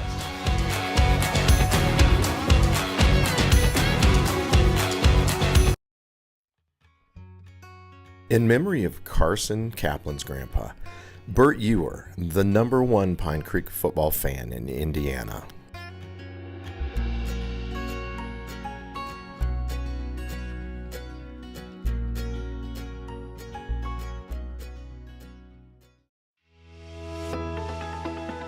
Keys and Lauer Architects, 35 years of commercial design excellence on the Front Range of Colorado, are proud sponsors of the Pine Creek Eagles.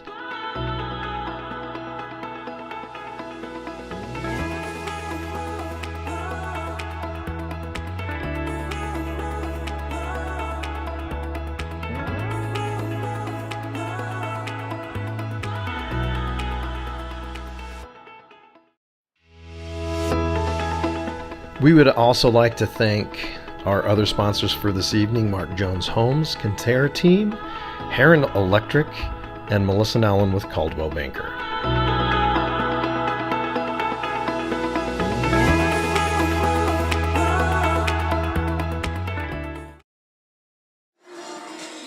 All right, we're back for the second half action here. Pine Creek will be kicking off to Denver East. Just kind of recapping that first half, like we had said over the halftime, that a lot of mistakes, and hopefully Pine Creek can come out and play a clean second half. I agree. Kickoff looks like it's an onside kick. It's an onside kick, and it's going to be fielded by Denver East. So they're going to have good starting field position. Looks like on about 49-yard line. Yeah, that's a sign that you're a little confident in you have confidence in your defense and come out and stop them, and then see if you can get a sudden change possession with the onside kickoff. Yeah, I don't know. Oh, okay. I mean, that's the best I can come up with, Chris. Eternally optimistic. I don't know. That was, Chris, that's all I can come up with. I'll tell you what, I like your attitude. 11:57 to go in the third quarter, 20-0. 1st and 10 on the 49-yard line for Denver East.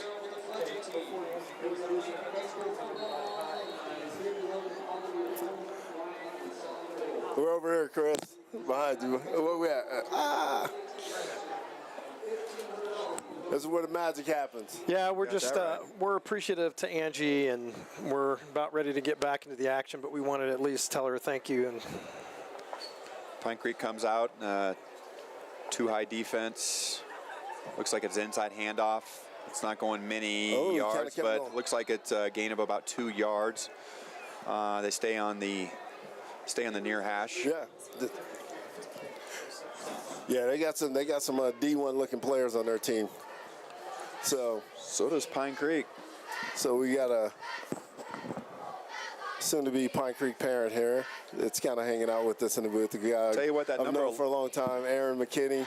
That's Greg Nowlands. That number 11 for Pine Creek. I'll tell you what, Matt Jerry. He tell you gets what, out there. yeah, 210 pounds, 6 foot. Back into a cover 2 set. Looks like it's inside. Oh my gosh, they were bringing the house. That was a party in the backfield. Oh my gosh. Somebody wasn't invited. So. Apparently Mason Miller was invited. Wow. He was there in a heartbeat. Take a look at that. Mason came off the edge just came off just screaming, and boom. He's like, hello, my name's Mason. 3rd and 11. 3rd and 11 at the back at the 50-yard line for Denver East. So, with that onside attempt in the second, to start the second half, looks like whoever made that call on the staff was, pretty confident in their defense. I'll tell you what. Now the ball's in there, and, this is where Ramon and Justice, earn their pay. 3-by-1 set, 3 on the far side. Quarterback looks like he's going to throw the ball. He's looking to the near side. Looks like he's going over the top, looking at the seam, and he's got a guy. Oh, he caught it. Oh, he dropped it. So safety on that. C.J. Caldwell just got lost on that, and his man got way behind him. You can't let that happen. Yeah, I'll tell you what, quarterback had it. I mean, there was a chance there for good things to happen for the Angel Nation. Yeah. And CJ's just got lost, and this guy got behind him. I mean, you can't let that happen. And that's one of those things that he'll learn from, and I'm sure he's going to get chewed a little bit by Coach Wibbles, but, you got to kind of store that as a learning opportunity and not let that happen again, especially tonight. I don't know who you grew up with, Don, but when I grew up, I didn't store that as a learning opportunity. I stored that as a you-know-what chewing. Right. All right, a little bit of a punt there. Looks like it's going to go out of bounds at about the 30-yard line. It's going to be 1st and 10 Pine Creek with 10 minutes and 11 seconds to go in the third quarter. All right.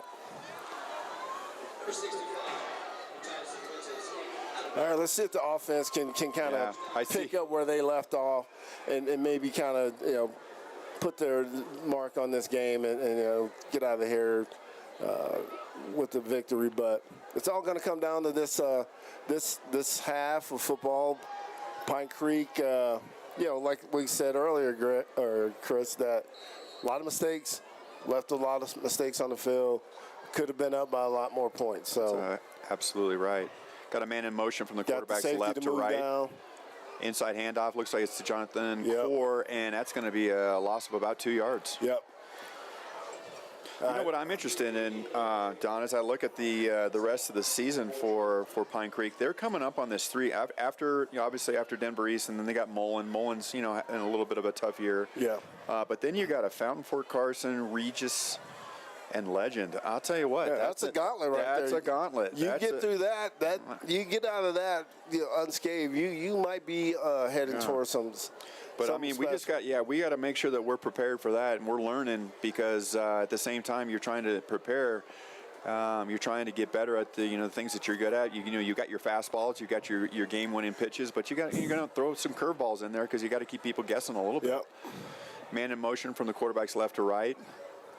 One back set. Looks like it's he's going to fake the handoff. It looks like a little screen over on the left-hand side. That's going to be real close to a first down. It's going to be very close to. Yeah, it looks like it might be a little, might be a hair short. Might be a hair short of the first down. Kind of where he marked it. It's going to look like it's about a yard short. But that brings up a short 3rd and 1, which is your playbook is open. You can go back to that same play. Tell you what, that's right. You can run it. And the run's been good to us tonight. Yep. The run has been good to us tonight. You get someone to set the edge. You got a chance to pick up a first down and maybe even break a long one. So absolutely. Put us in a good situation. Yeah, we're getting close to the 50-yard line and getting a little bit of a nice third down. A nice third quarter drive to start the second half. Yeah, 3rd and 1 with 2-back set. Got a man in motion. 9:09 left in the quarter. Got Jonathan Core back. Hand off to Jonathan Core. He's going to bounce to the right-hand side, and it looks like he did too much dancing.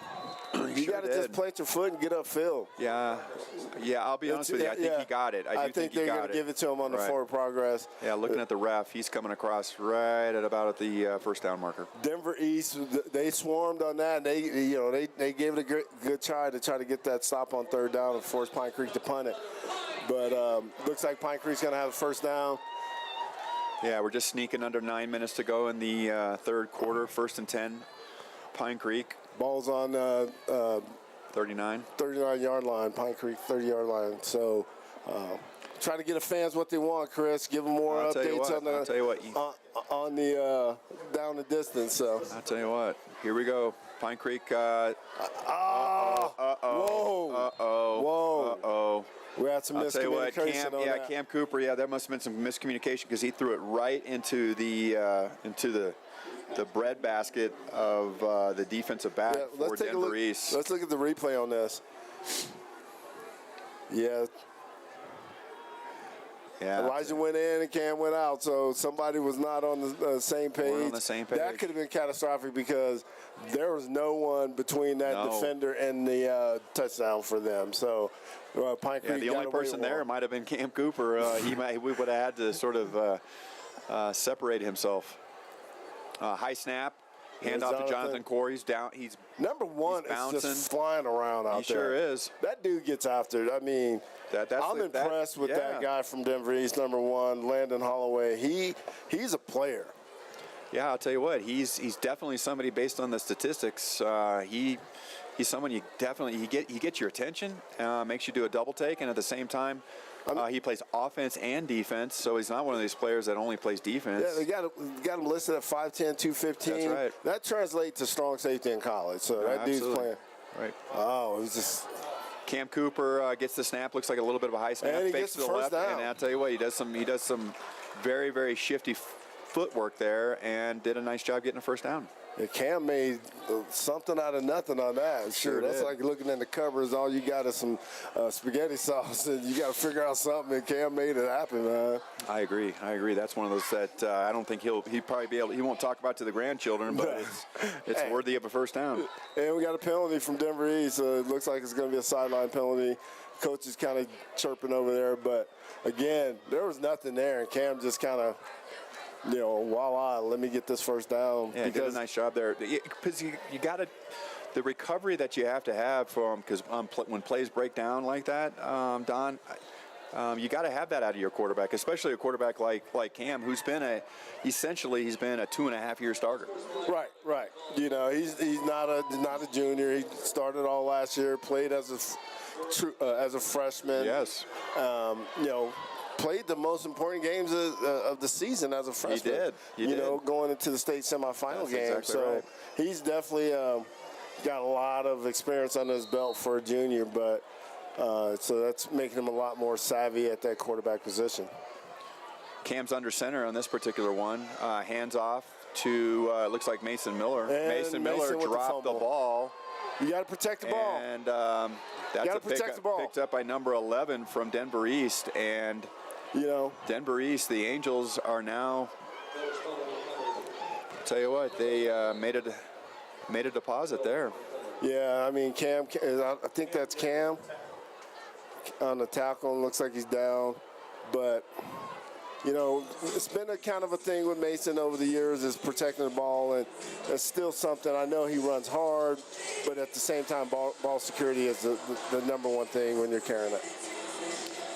Yeah, that's one. Exactly. But at the same, gosh, I'm with you. I mean, we talked about it a little bit at the end of the first half. You can't let one play sort of define your season, define your game, define whatever the situation might be. You got to recover from that. Now he's got to become a great, weak side linebacker. Yep. So we're going to take a break doing the injury here and go to commercial.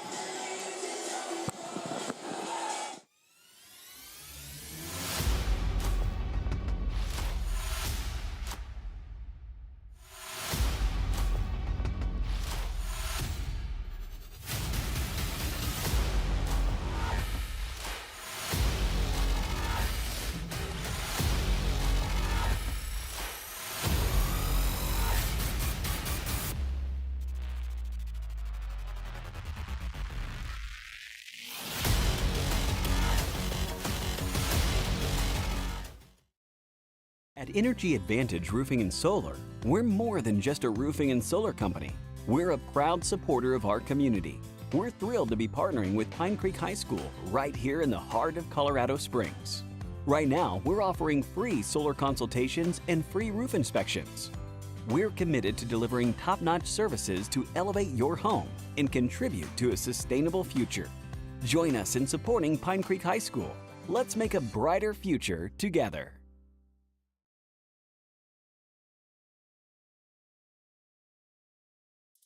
Hey there, class of 2024. Susan Schiller Photography is proud to sponsor Pine Creek High School. One of the biggest parts of senior year is doing your senior portraits. This is your opportunity to shine and show the world who you are.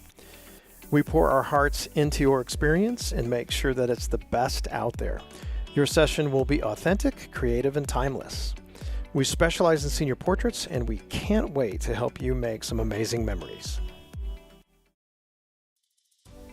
Joey Hansen at Group Mortgage is your local lender with genuine service at competitive interest rates. Visit joeyhansen.com to contact her, and go Eagles.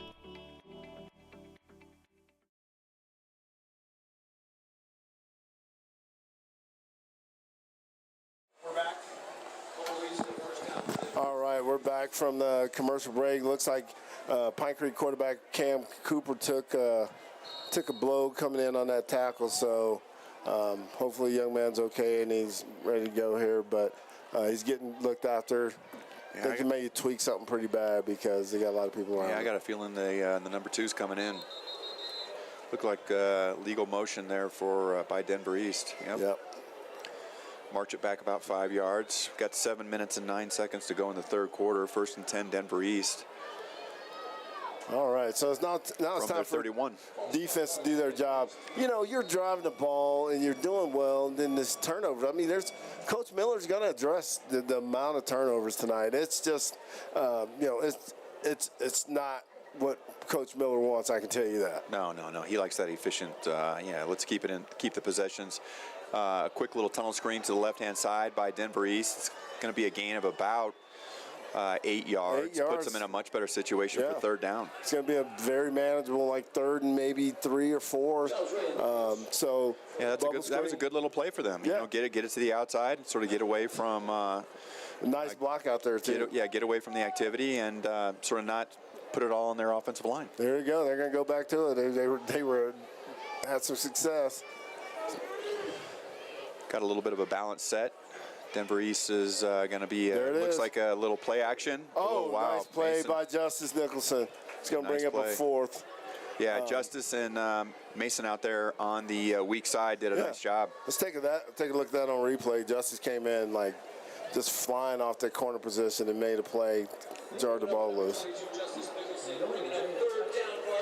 I think he may have. Kind of tipped it. Okay. All right. Denver East keeping their offense on the field. They feel confident that they can pick this up. 3rd and 4. They should feel confident. 3-by-1 set, so they're trying to spread out the Eagles. See what happens. Usually they've run the ball in this situation tonight. They better do something. Oh, they're trying to draw. Mason. They're trying to draw people. Oh gosh, I think they did. I think they drew. I don't think this. Yeah, he stepped over. I mean, sometimes you got to be. You're a senior. You got to be disciplined in those type of things. Situation. You know it's going to be a hard count. Yeah, it's not. Be a little disciplined. Yeah, we're not doing youth football here. I know. I mean, these are those situations that it could really hurt you, later on in the season. Yeah, you give up the fumble, and now you jump off sides. You got to be disciplined about things. So now you give Denver East a fresh set of downs. 1st and 10. 1st and 10 from the 47-yard line. They're marching. One running back, quarterback's back there. Looks like a passing situation, but we'll see what happens. Looks like it's an inside handoff. A nice little gain of 5 yards. Matt Jerry saved that from being a big gain. Number 11 from Pine Creek with a nice little shoestring tackle. This is a nice drive for the Angels. Yeah. You know, they've given Pine Creek's given them everything they wanted to establish a good drive, and you fumble, you jump off sides on 4th down. Yeah. Looking down there at Cam Cooper, it doesn't look like he's probably going to be coming back in the next series anyway. No, he looks like he's in a tough situation. Yeah. 3-by-1 set, the 3 to the far side, 1 running back. Quarterback is in the middle of a hard count. Looks like an inside handoff. And no, it's not going to go anywhere. Not going anywhere. I think it's going to be a gain of 0. Yep. Looks like Jared Ybarra and Matt Jerry on the tackle. Yeah, did a nice job coming up there. It's going to bring up. We got 3rd and 4, maybe. 3rd and 5. 3rd and 5. Ball's on the Pine Creek 47-yard line. Yes. So. Big play here for Denver East. Yeah, it's already creeping down to 5 minutes and 20 seconds to go in the third quarter. It's been a fast quarter. Not the efficient start you would expect it or hope for Pine Creek. Plenty of time to kind of turn this around. I'll tell you what, if Denver East had a wide receiver that could get past a Pine Creek defensive back, there is nobody back there.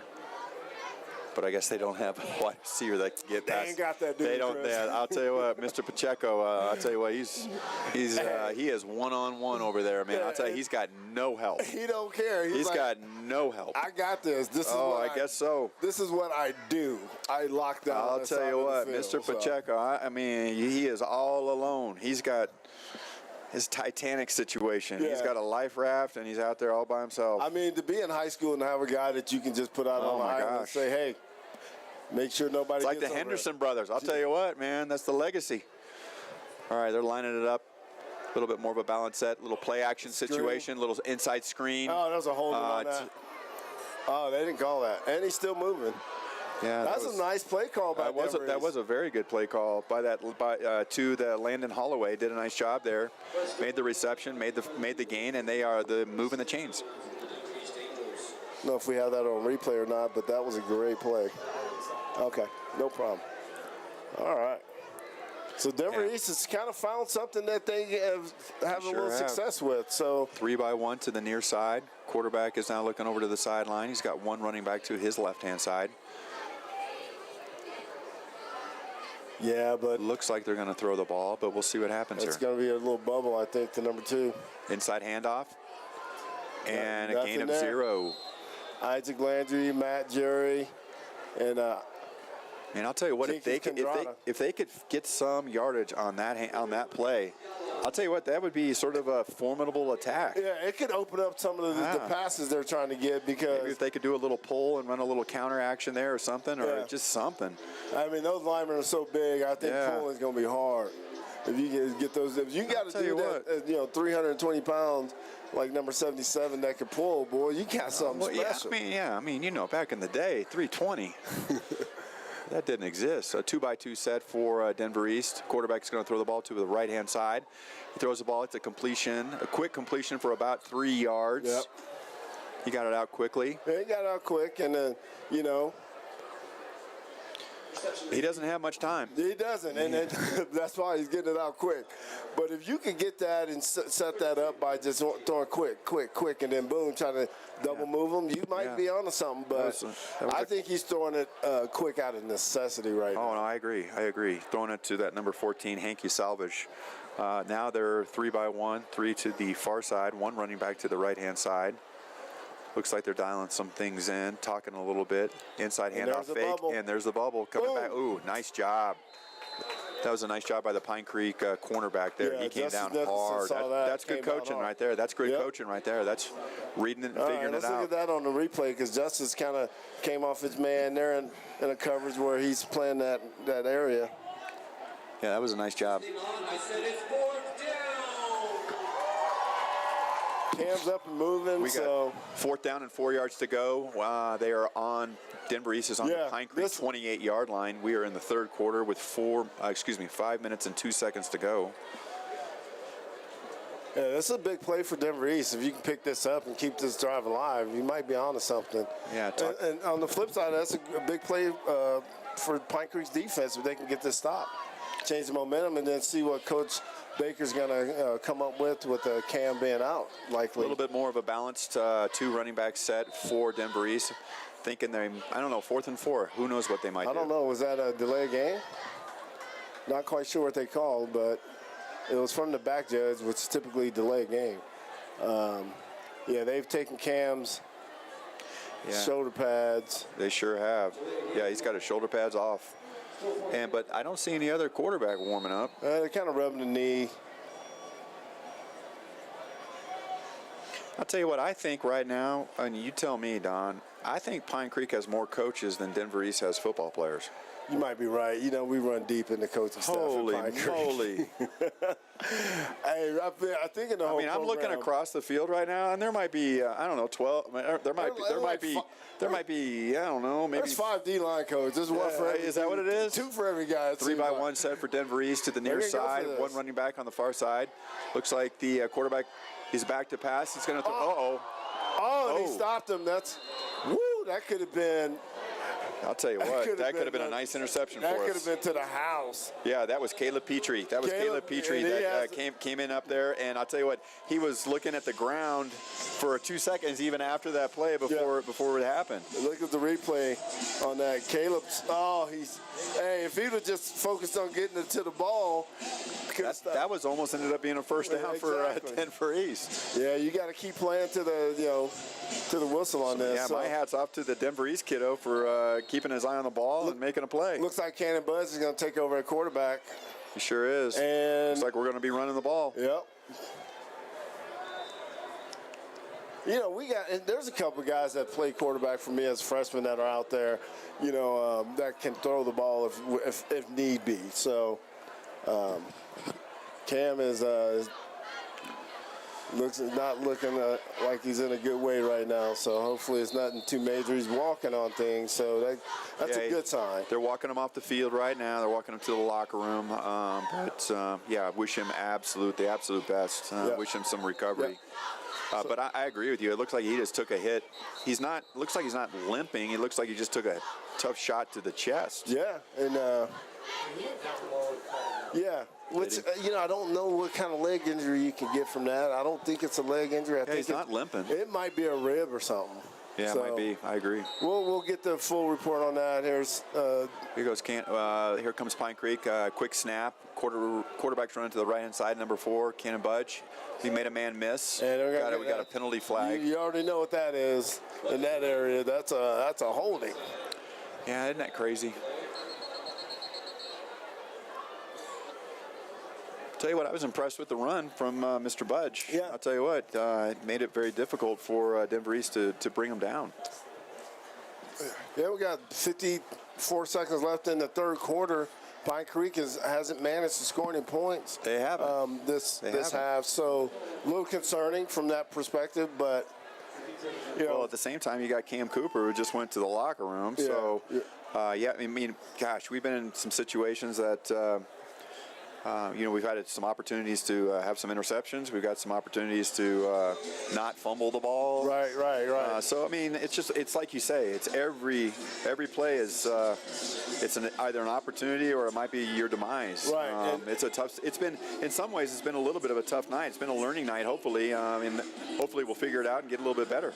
Yeah, it's coming out like you said. You had to come out and establish your brand of football. Why hasn't Jonathan Core gotten the ball? I coach freshmen, Chris. You know that.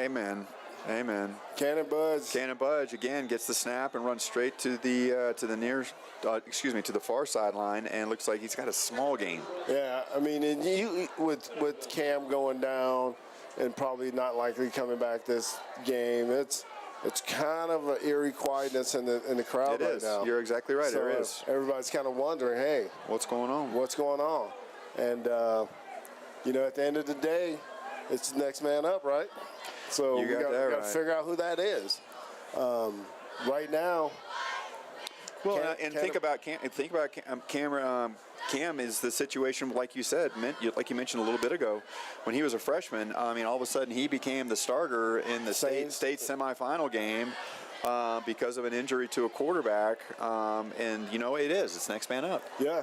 And I remember when that happened, when JoJo Roy went down against Loveland, and he came in and beat Loveland.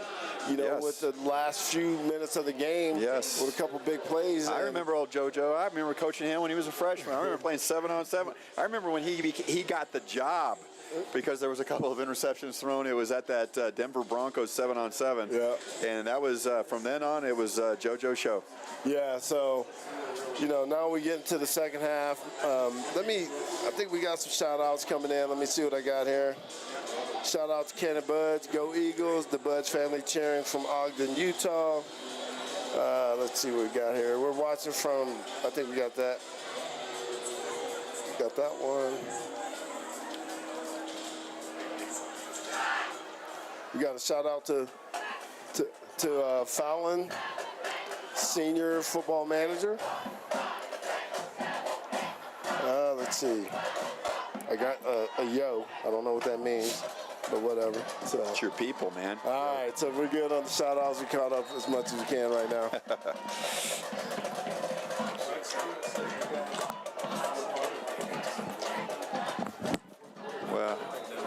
love Mike Pruitt. I'll tell you what.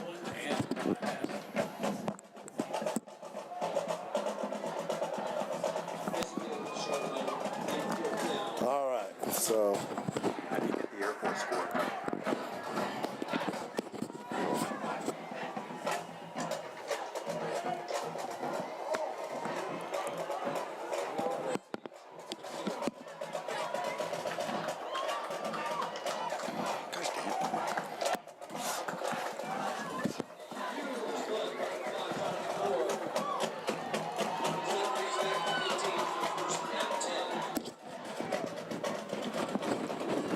It's going to be, wow, congratulations to the Air Force Falcons for a big win tonight, 39-21 over yeah, Utah State.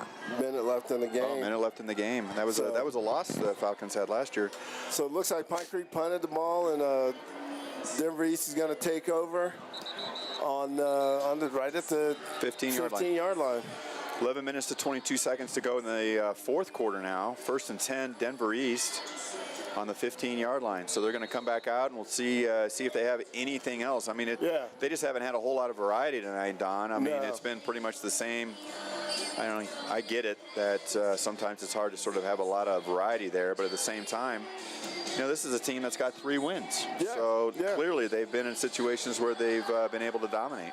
And and still it's 20-0 in the fourth quarter. So Denver East has got to be happy where they're at, and maybe the possibility of trying to get a couple quick strikes. They're going to throw the ball again, a quick little throw.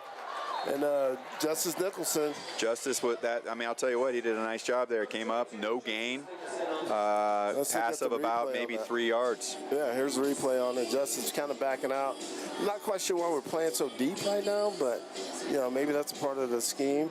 But yeah, I'll tell you what, I played wide receiver in high school. I never remember looking at the quarterback the entire time I ran my pattern. That's what I just saw there. That's weird. Let's see if we got any prep scores. There's a 3-by-1 set for Denver East, 3 to the near side. Running back is on the far side. Quarterback is looking for a little. He did. Amari Kyle with the interception. Wow, number 6. Number 6. That's Amari Kyle. That's Amari Kyle. I'll tell you what. That's Amari Kyle. Tell you what. That's the play they needed. It's been so many turnovers in this game from both teams. Yeah, it's good to see. I just saw his dad when I was walking up here. Who got that? Good for Team replay? Kyle. I'll tell you what. That was a nice job. Amari. Bam. I seen that guy. He's a freshman corner for me last year. Him and a kid by the name of Jaden Wren. I think between those two, they probably had 20 interceptions. Oh, Lord. Yeah, they were phenomenal corners at the freshman level. Well, I'll tell you what. Learned how to catch from his brother. Yep. Yeah, here's a little different situation. I'm having a Cannon Budge snap to him, and he got some blocking over on the right-hand side. And ran to the near side and kind of got everybody going. Ran with down the Jonathan. sidelines, and hopefully we can establish a little bit here and get another touchdown. Yeah. Nice replay showing the first and 10 schematics of that play. They're gonna kind of stick with this. This is kind of Cannon's package that he's had. I guess so. And there it is again. There it is again. Another gain of about 11 yards. Now Denver East is like, oh, wait. What are we going to do now? They changed it up on us. I didn't know they had another offense. Sure, yeah. What's going on? Even Landon Holloway's like, what's going on here? Wait a minute. I've been making tackles all day. The guy's got 50 tackles on the year, and he's like, what's going on here? I got to sort out some things here. I'm a little confused. There's dudes everywhere. There's a lot of green shirts in there.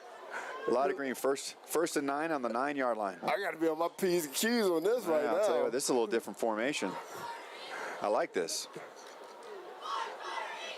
That's when you give it to Jonathan and he comes back across. What we got? False start? Timeout? Yeah, this is a nice little set. It feels like almost your 2-point conversion set, Hey, timeout Pine Creek. We're going to commercial on this one. Yeah, let's go to commercial break. We'll be right back. Senior broker Vaughn Luttrell and son Pine Creek High School inside linebacker coach Justice Luttrell are mortgage brokers with Fidelity Mortgage Solutions, located here in Colorado Springs. Stick with the home team and reach out for any and all refinance or purchase needs. Phones are always open and on for our Pine Creek family. Go Eagles!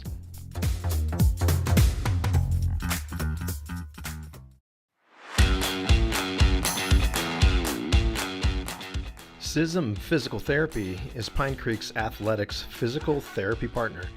Located conveniently across the street from Pine Creek High School, SISM PT is dedicated to our community, our athletes, and our families. Come meet their care. Okay. All right. This Jonathan's going to get this one, take it to the edge. I can already tell you. Here we're coming back out in the Cannon Budge set. We're running to the right-hand side. Student body to the right. It's going to be, that looks like they sniffed it out a little bit better that time, made it back to the 10-yard line. Yeah, it's kind of, I get, short side of the field, get all your numbers over there. Yeah, I mean, they bring everybody, you bring everybody. Yeah, at some point you got to hand it off. I mean, they yeah, there's no handoffs in this set. Yeah. I don't know, yeah. I think there's some implement or embedded in it, but we haven't done it yet, so. I'll tell you what, I haven't seen one yet. I'll tell you what. Yes, you got number 12 no one's in there. covering Yeah, it. exactly. No one's going to cover it. I just saw him too. Cannon Budge got it. Yeah, handoff, Jonathan Core on the inside. Ooh, he's carrying some people. Now, here's the thing about it, Knight, with Denver East. Now you can put, 8 or 9 in the box and just play the run because we've basically told them we can't pass the ball with this quarterback. So, but they don't know that. I mean, it's pretty quick to figure out. We haven't thrown a pass since they come in. We haven't thrown one yet. Third and seven, 9 minutes and 20 seconds to go in the fourth quarter. This is the Mason Miller jump pass. I can tell you right now, it's coming. Oh Lord, here we go, Mason Miller. Here we go. He's running to the left-hand side. He's going to beat him. He's going to run hard to the end zone. We got a holding. Oh, there is. It's coming back. We got some mustard. Yeah. Yeah, that's going to be. Yeah. It's going to be. That was a nice little play. That was a nice little run by Mason there. I'll tell you what. Let's see where the holding is on that. Tell you what. Once again, the Millers established their speed. I didn't see anything on that. Let's look at it one more time because I didn't see anything. Let me see. It's going to be right in this group in here. What is he saying? Yeah. I don't know what they got. The Denver East coach is out on the field, so. What's his deal?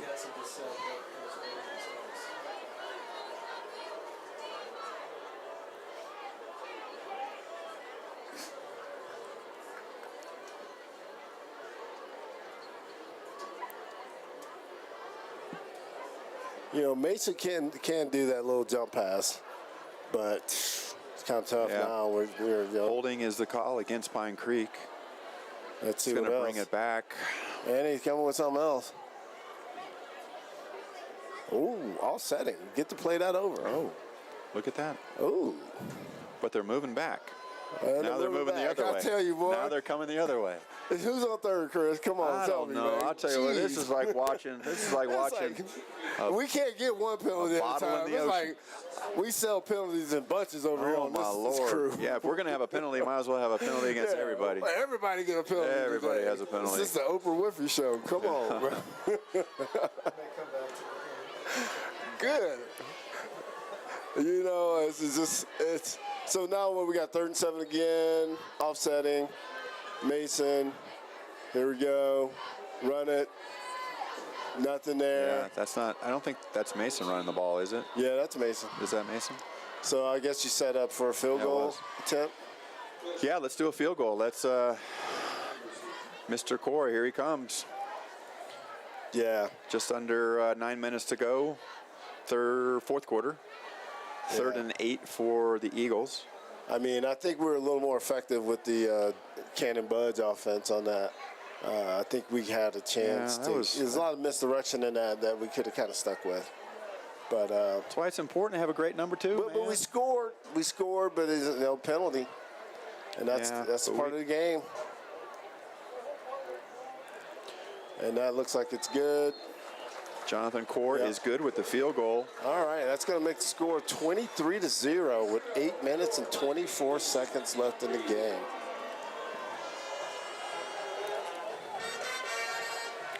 Well, we scored, and we got to be positive about that. Yeah. That was a decent drive. We moved the ball, had a couple situations that went our way. At the same time, the penalties hurt us. Yeah.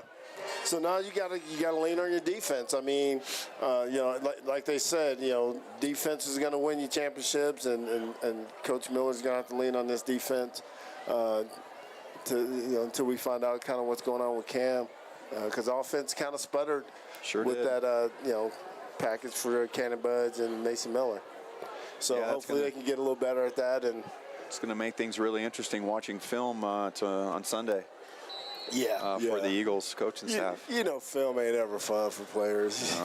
No. You want to go find a little spot where it's quiet. Kickoff dark, by Jonathan Core into the back of the end zone. Did a nice job there. Yeah. No return. 8 minutes and 24 seconds to go in the fourth quarter. See some of the Pine Creek folks. Looks like they're kind of starting to head out. Yeah. Celebrate the homecoming festivities, it looks like. Got some scores from 5A football. Not sure how up to date they are, but I got Columbine 21, Arapahoe 21. There we go. That's a matchup of 3 and 4. Regis 14, Ralston Valley 21 at half. Valor Christian went out to, I believe, Georgia or North Carolina. Georgia. It wasn't pretty. 52-31. Wow. The team from quick pass by the Yankees. Ooh. El Hill came in there like, okay, I got bad intentions right now. I'll tell you what, that was a big blow. That was a big blow right there. Quick pass, boom, here he comes. Boom. Nice. That's what you want to do at that safety position. That's what Coach Wibbles expects. Absolutely. And El Hill.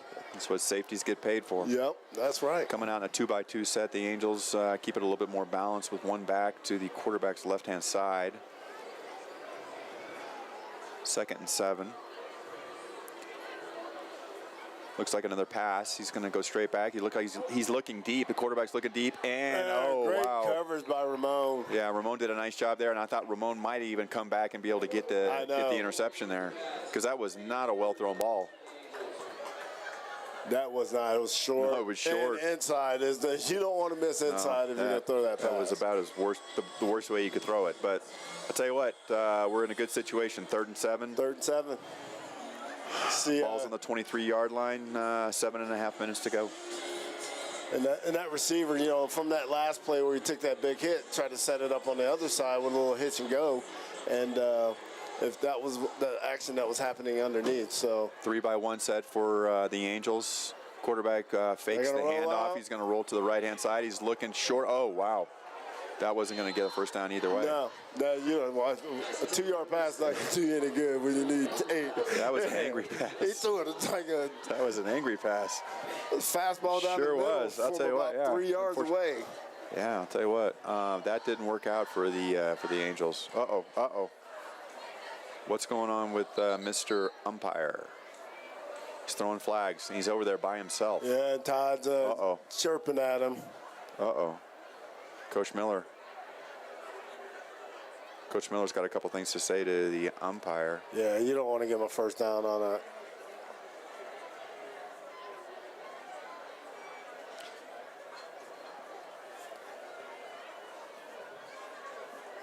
Something's got Coach Miller. It's going to be a penalty. It's going to give him a first down. Yep. In memory of Carson Kaplan's grandpa, Bert Ewer, the #1 Pine Creek football fan in Indiana.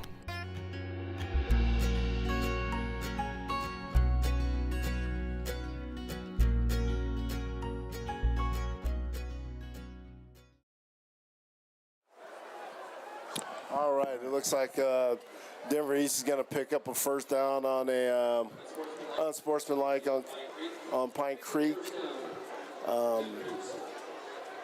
from the sideline, I believe. So we'll see what we got going on here. Yeah, I don't know what. Did you catch what, Don, what No, he I was don't so know upset what- about? It must have been something. Angels come out, another 3-by-1 set on the far side, one running back to the near side. They got a lot of movement on there, and they're trying to figure it Quarterback out. is looking downfield. He's going to run. He's off and running now, and now he's going to slide, and he is, I don't know, gain of about 5 yards. Yeah, about 4 or 5 yards on that. You know, that was he took the better route, like, I'm going to go ahead and get down. Yeah. But, you know, the linebacker was sitting there waiting for that, you know, kind of sitting back there, what we call nesting, and waiting for that quarterback to, if he's going to get out. So, Kai's doing his job. Actually, it was only pick up with 2 yards, so. Yeah, it feels like Pine Creek's kind of getting in some of their, not necessarily twos, but kind of some kids that aren't starters. Yeah. You know, getting a little bit of feel for some kids. Another 3-by-1 set. Running back on the left-hand side, inside handoff, and it's a He's give, going and nowhere. he is Caleb going nowhere. He Petrie was lost about all 2 or 3 over yards. that. Like white on rice on that one. He was. I'll tell you all what, that over. Caleb Petrie, he is so good. I mean, he's sophomore, and like I said, I had him last year All as a he freshman. does and is make plays. Look at the replay on this. He just makes fills. plays. He makes plays, man. I mean, him and those are my two middle linebackers. My freshman team last year are starters on the number 2 team in the state in 5A, and they're holding their own. Those, Sure I mean, you know, Caleb and Jared. Jared's gotten bigger and gotten better. So Caleb, though, absolute game changer as a freshman. Absolutely. 2-by-2 set for the Angels. Quarterback's looking to throw the ball. He's going back. He's looking. Now he's running to his right-hand side, and he is on the run. He's not going to get it. And Jenkins he's going to can get drive on the sack. He's going to be sacked for a loss of about 5 yards. And Amari Cowell was stride for stride on that receiver, so he didn't have anything downfield. That's what you call a coverage sack right there. I agree. Here he comes. Let's look at him.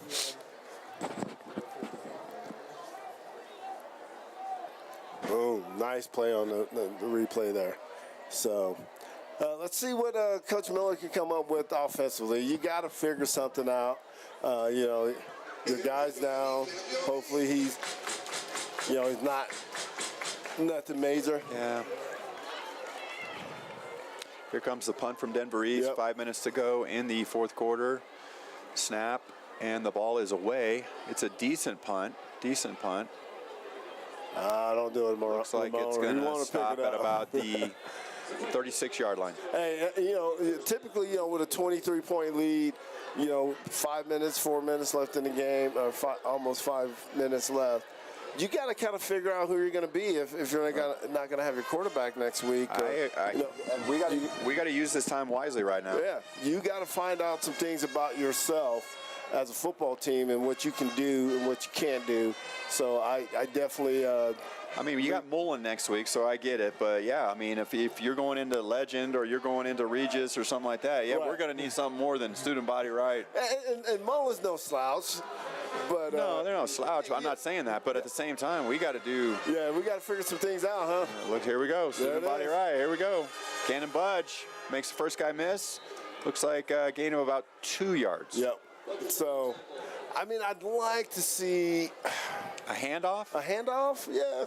Yeah, that might be something we could do. I mean, you got a guy who averages 7.5 yards a carry. I mean, you can even get It's under not like, center. I mean, come on. I think Cannon could get under center and run one of the sets that Pine Creek have from under center. So Yeah, I mean, run some of those tunnel know they screens have or those little swing routes that you guys that we do. I know, Aiden Vanneman could get under center and run that if they needed to.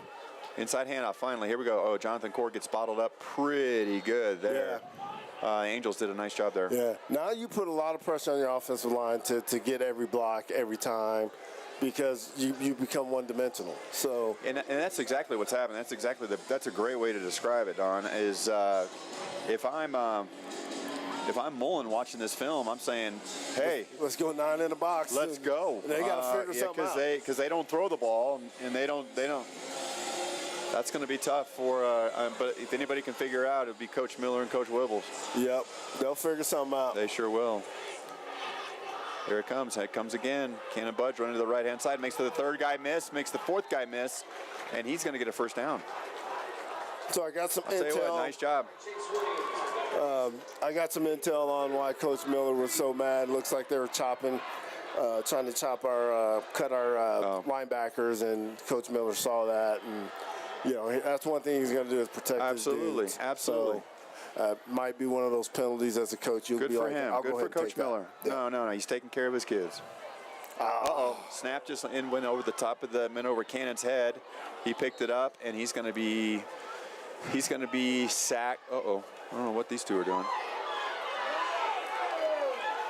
All right, it's going after Mason. Yeah. No. I'm shocked. That's just how it goes. I mean, you're down to 3 minutes. What do you got to lose, right? If I can get a guy, you know, maybe disqualified from the game, you know, that'll do more damage to the team than the loss that you're about to take. So. Yeah, but it's time to get Mason out. We don't need that. Yeah. Oh, Mason looks like he's got a little bit of a hammy situation. Yeah. A little cramp. Cramp, stretch. I don't know. Well, that was a loss of about, 20 yards there on the snap. That's going to bring up about second and forever. Second and 30. It's second and 30 with Second and 30. 2 minutes and 15 seconds to go in the fourth quarter. I don't know if we got a pass play for this one, Chris. Not out of this. Yeah, I'll tell you what. I'd like to see it. Here we go. Cannon Budge coming to the right-hand side. He's going to turn the corner. Gets back a little. Gets a little bit of it. Makes it a little more manageable. Tell you what, I wouldn't want to try to tackle that kid. I mean, Cannon, man. He's nothing but horsepower. Yeah, he's thick 180. You know. He is nothing but he is bringing the knees, baby. Yeah, so we got to kind of. I don't know, man. Do you give it a chance? No, let's get out of here. I know Cannon can throw. He can throw the ball. I know that. He can? He can. He can throw it enough. I mean, he's not going 45 yards in the air.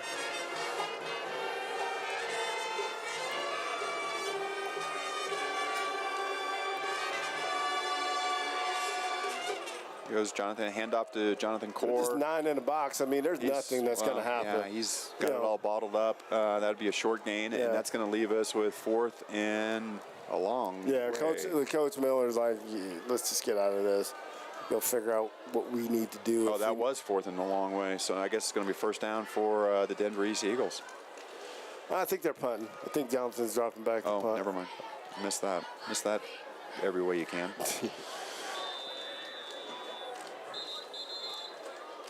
So Denver East is going to take a timeout. They're going to try to draw up something, try to get some points. Pine Creek coach. I would advise against it with Ramon and Justice out there, but at the same time, you know, you don't want to come all the way to Colorado Springs and have the same amount of points you had when you left Denver. So that's a good point. You know what I mean? I'm trying to score too. I ain't gonna lie. Keys and Lauer Architects. 35 years of commercial design excellence on the Front Range of Colorado. Are proud sponsors of the Pine Creek Eagles.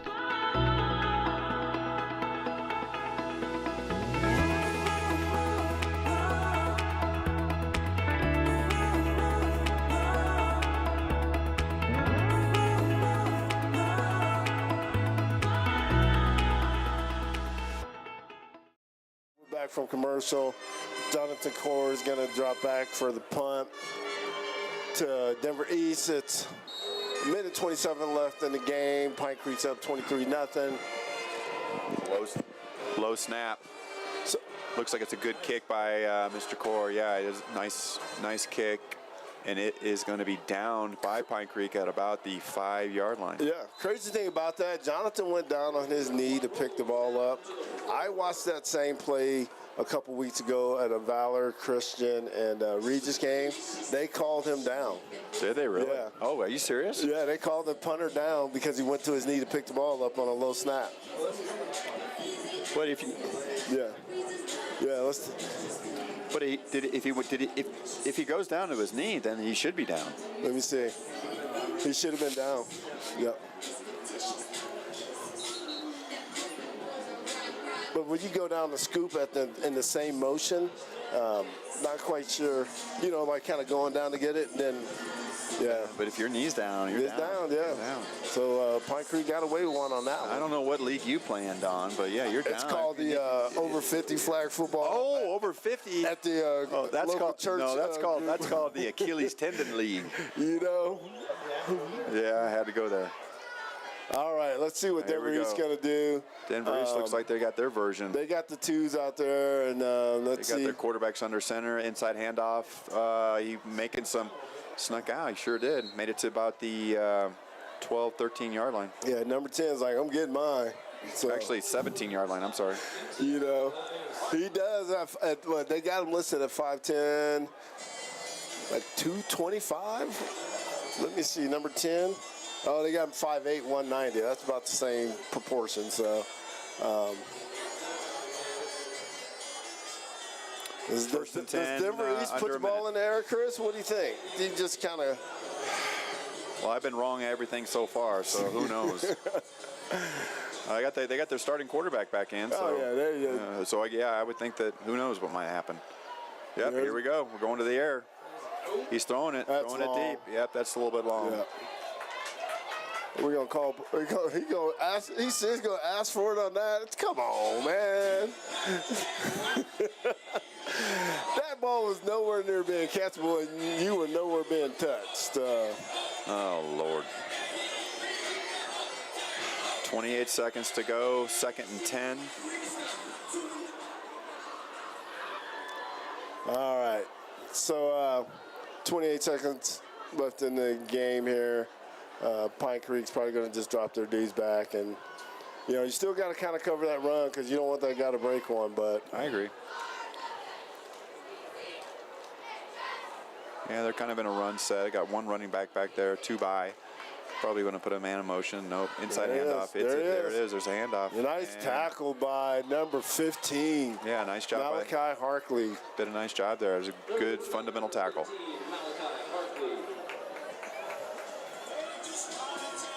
This game is over, ladies and gentlemen. Yep. Denver East is content with just getting out of this game. Yeah, they just want to shake hands and go home. Yep, get back on the bus. Just kind of recapping, Chris, wasn't very pretty, maybe costly to lose your quarterback. You couldn't have said it better. You could not have said it better. Could be costly. Could be costly. I don't think we learned anything about ourselves. No. We learned that, we remained solid on defense, certainly, and we remained solid in a couple different areas. And Elijah Roy is still, I think he's someone that the defense is just going to have to deal with. Cameron is he's got very, very strong fundamentals. It completes the ball, almost 80% of the time. Yeah. Jonathan Core remains solid. But the game got a little bit wishy-washy. We wish we would have been a little bit more productive, especially from the side of scoring. There was a lot of turnovers for the Eagles today. Yeah, quite a bit. But at the same time, I'll tell you what, we come out of here with 0 losses, and we're ready for the next one. Yeah, definitely, and that's the one takeaway you take. Hey, we still are undefeated. That's right. Now we got to kind of regroup and figure out some things from Mullen, get through that game, Right. and then you go and you say your prayers and make sure Cam Amen. Cooper's okay. And That's exactly right. Whether he comes back next week or week or whatever, as long as you get him back. You're playing for something bigger. Been there many times. I mean, I remember when we lost Wyatt Whelan with the collarbone that Greeley game West. against. Well, no, we lost him in Rampart in the snow, snow game. That's right. That hurt, and that was a difficult situation. And you run into it all the time. I mean, shoot, the injuries. I mean, JoJo Doman's injury. Part of the game. A bunch of years ago against Loveland. Yeah. Yep. Yeah, that was 2014, 13. Yep.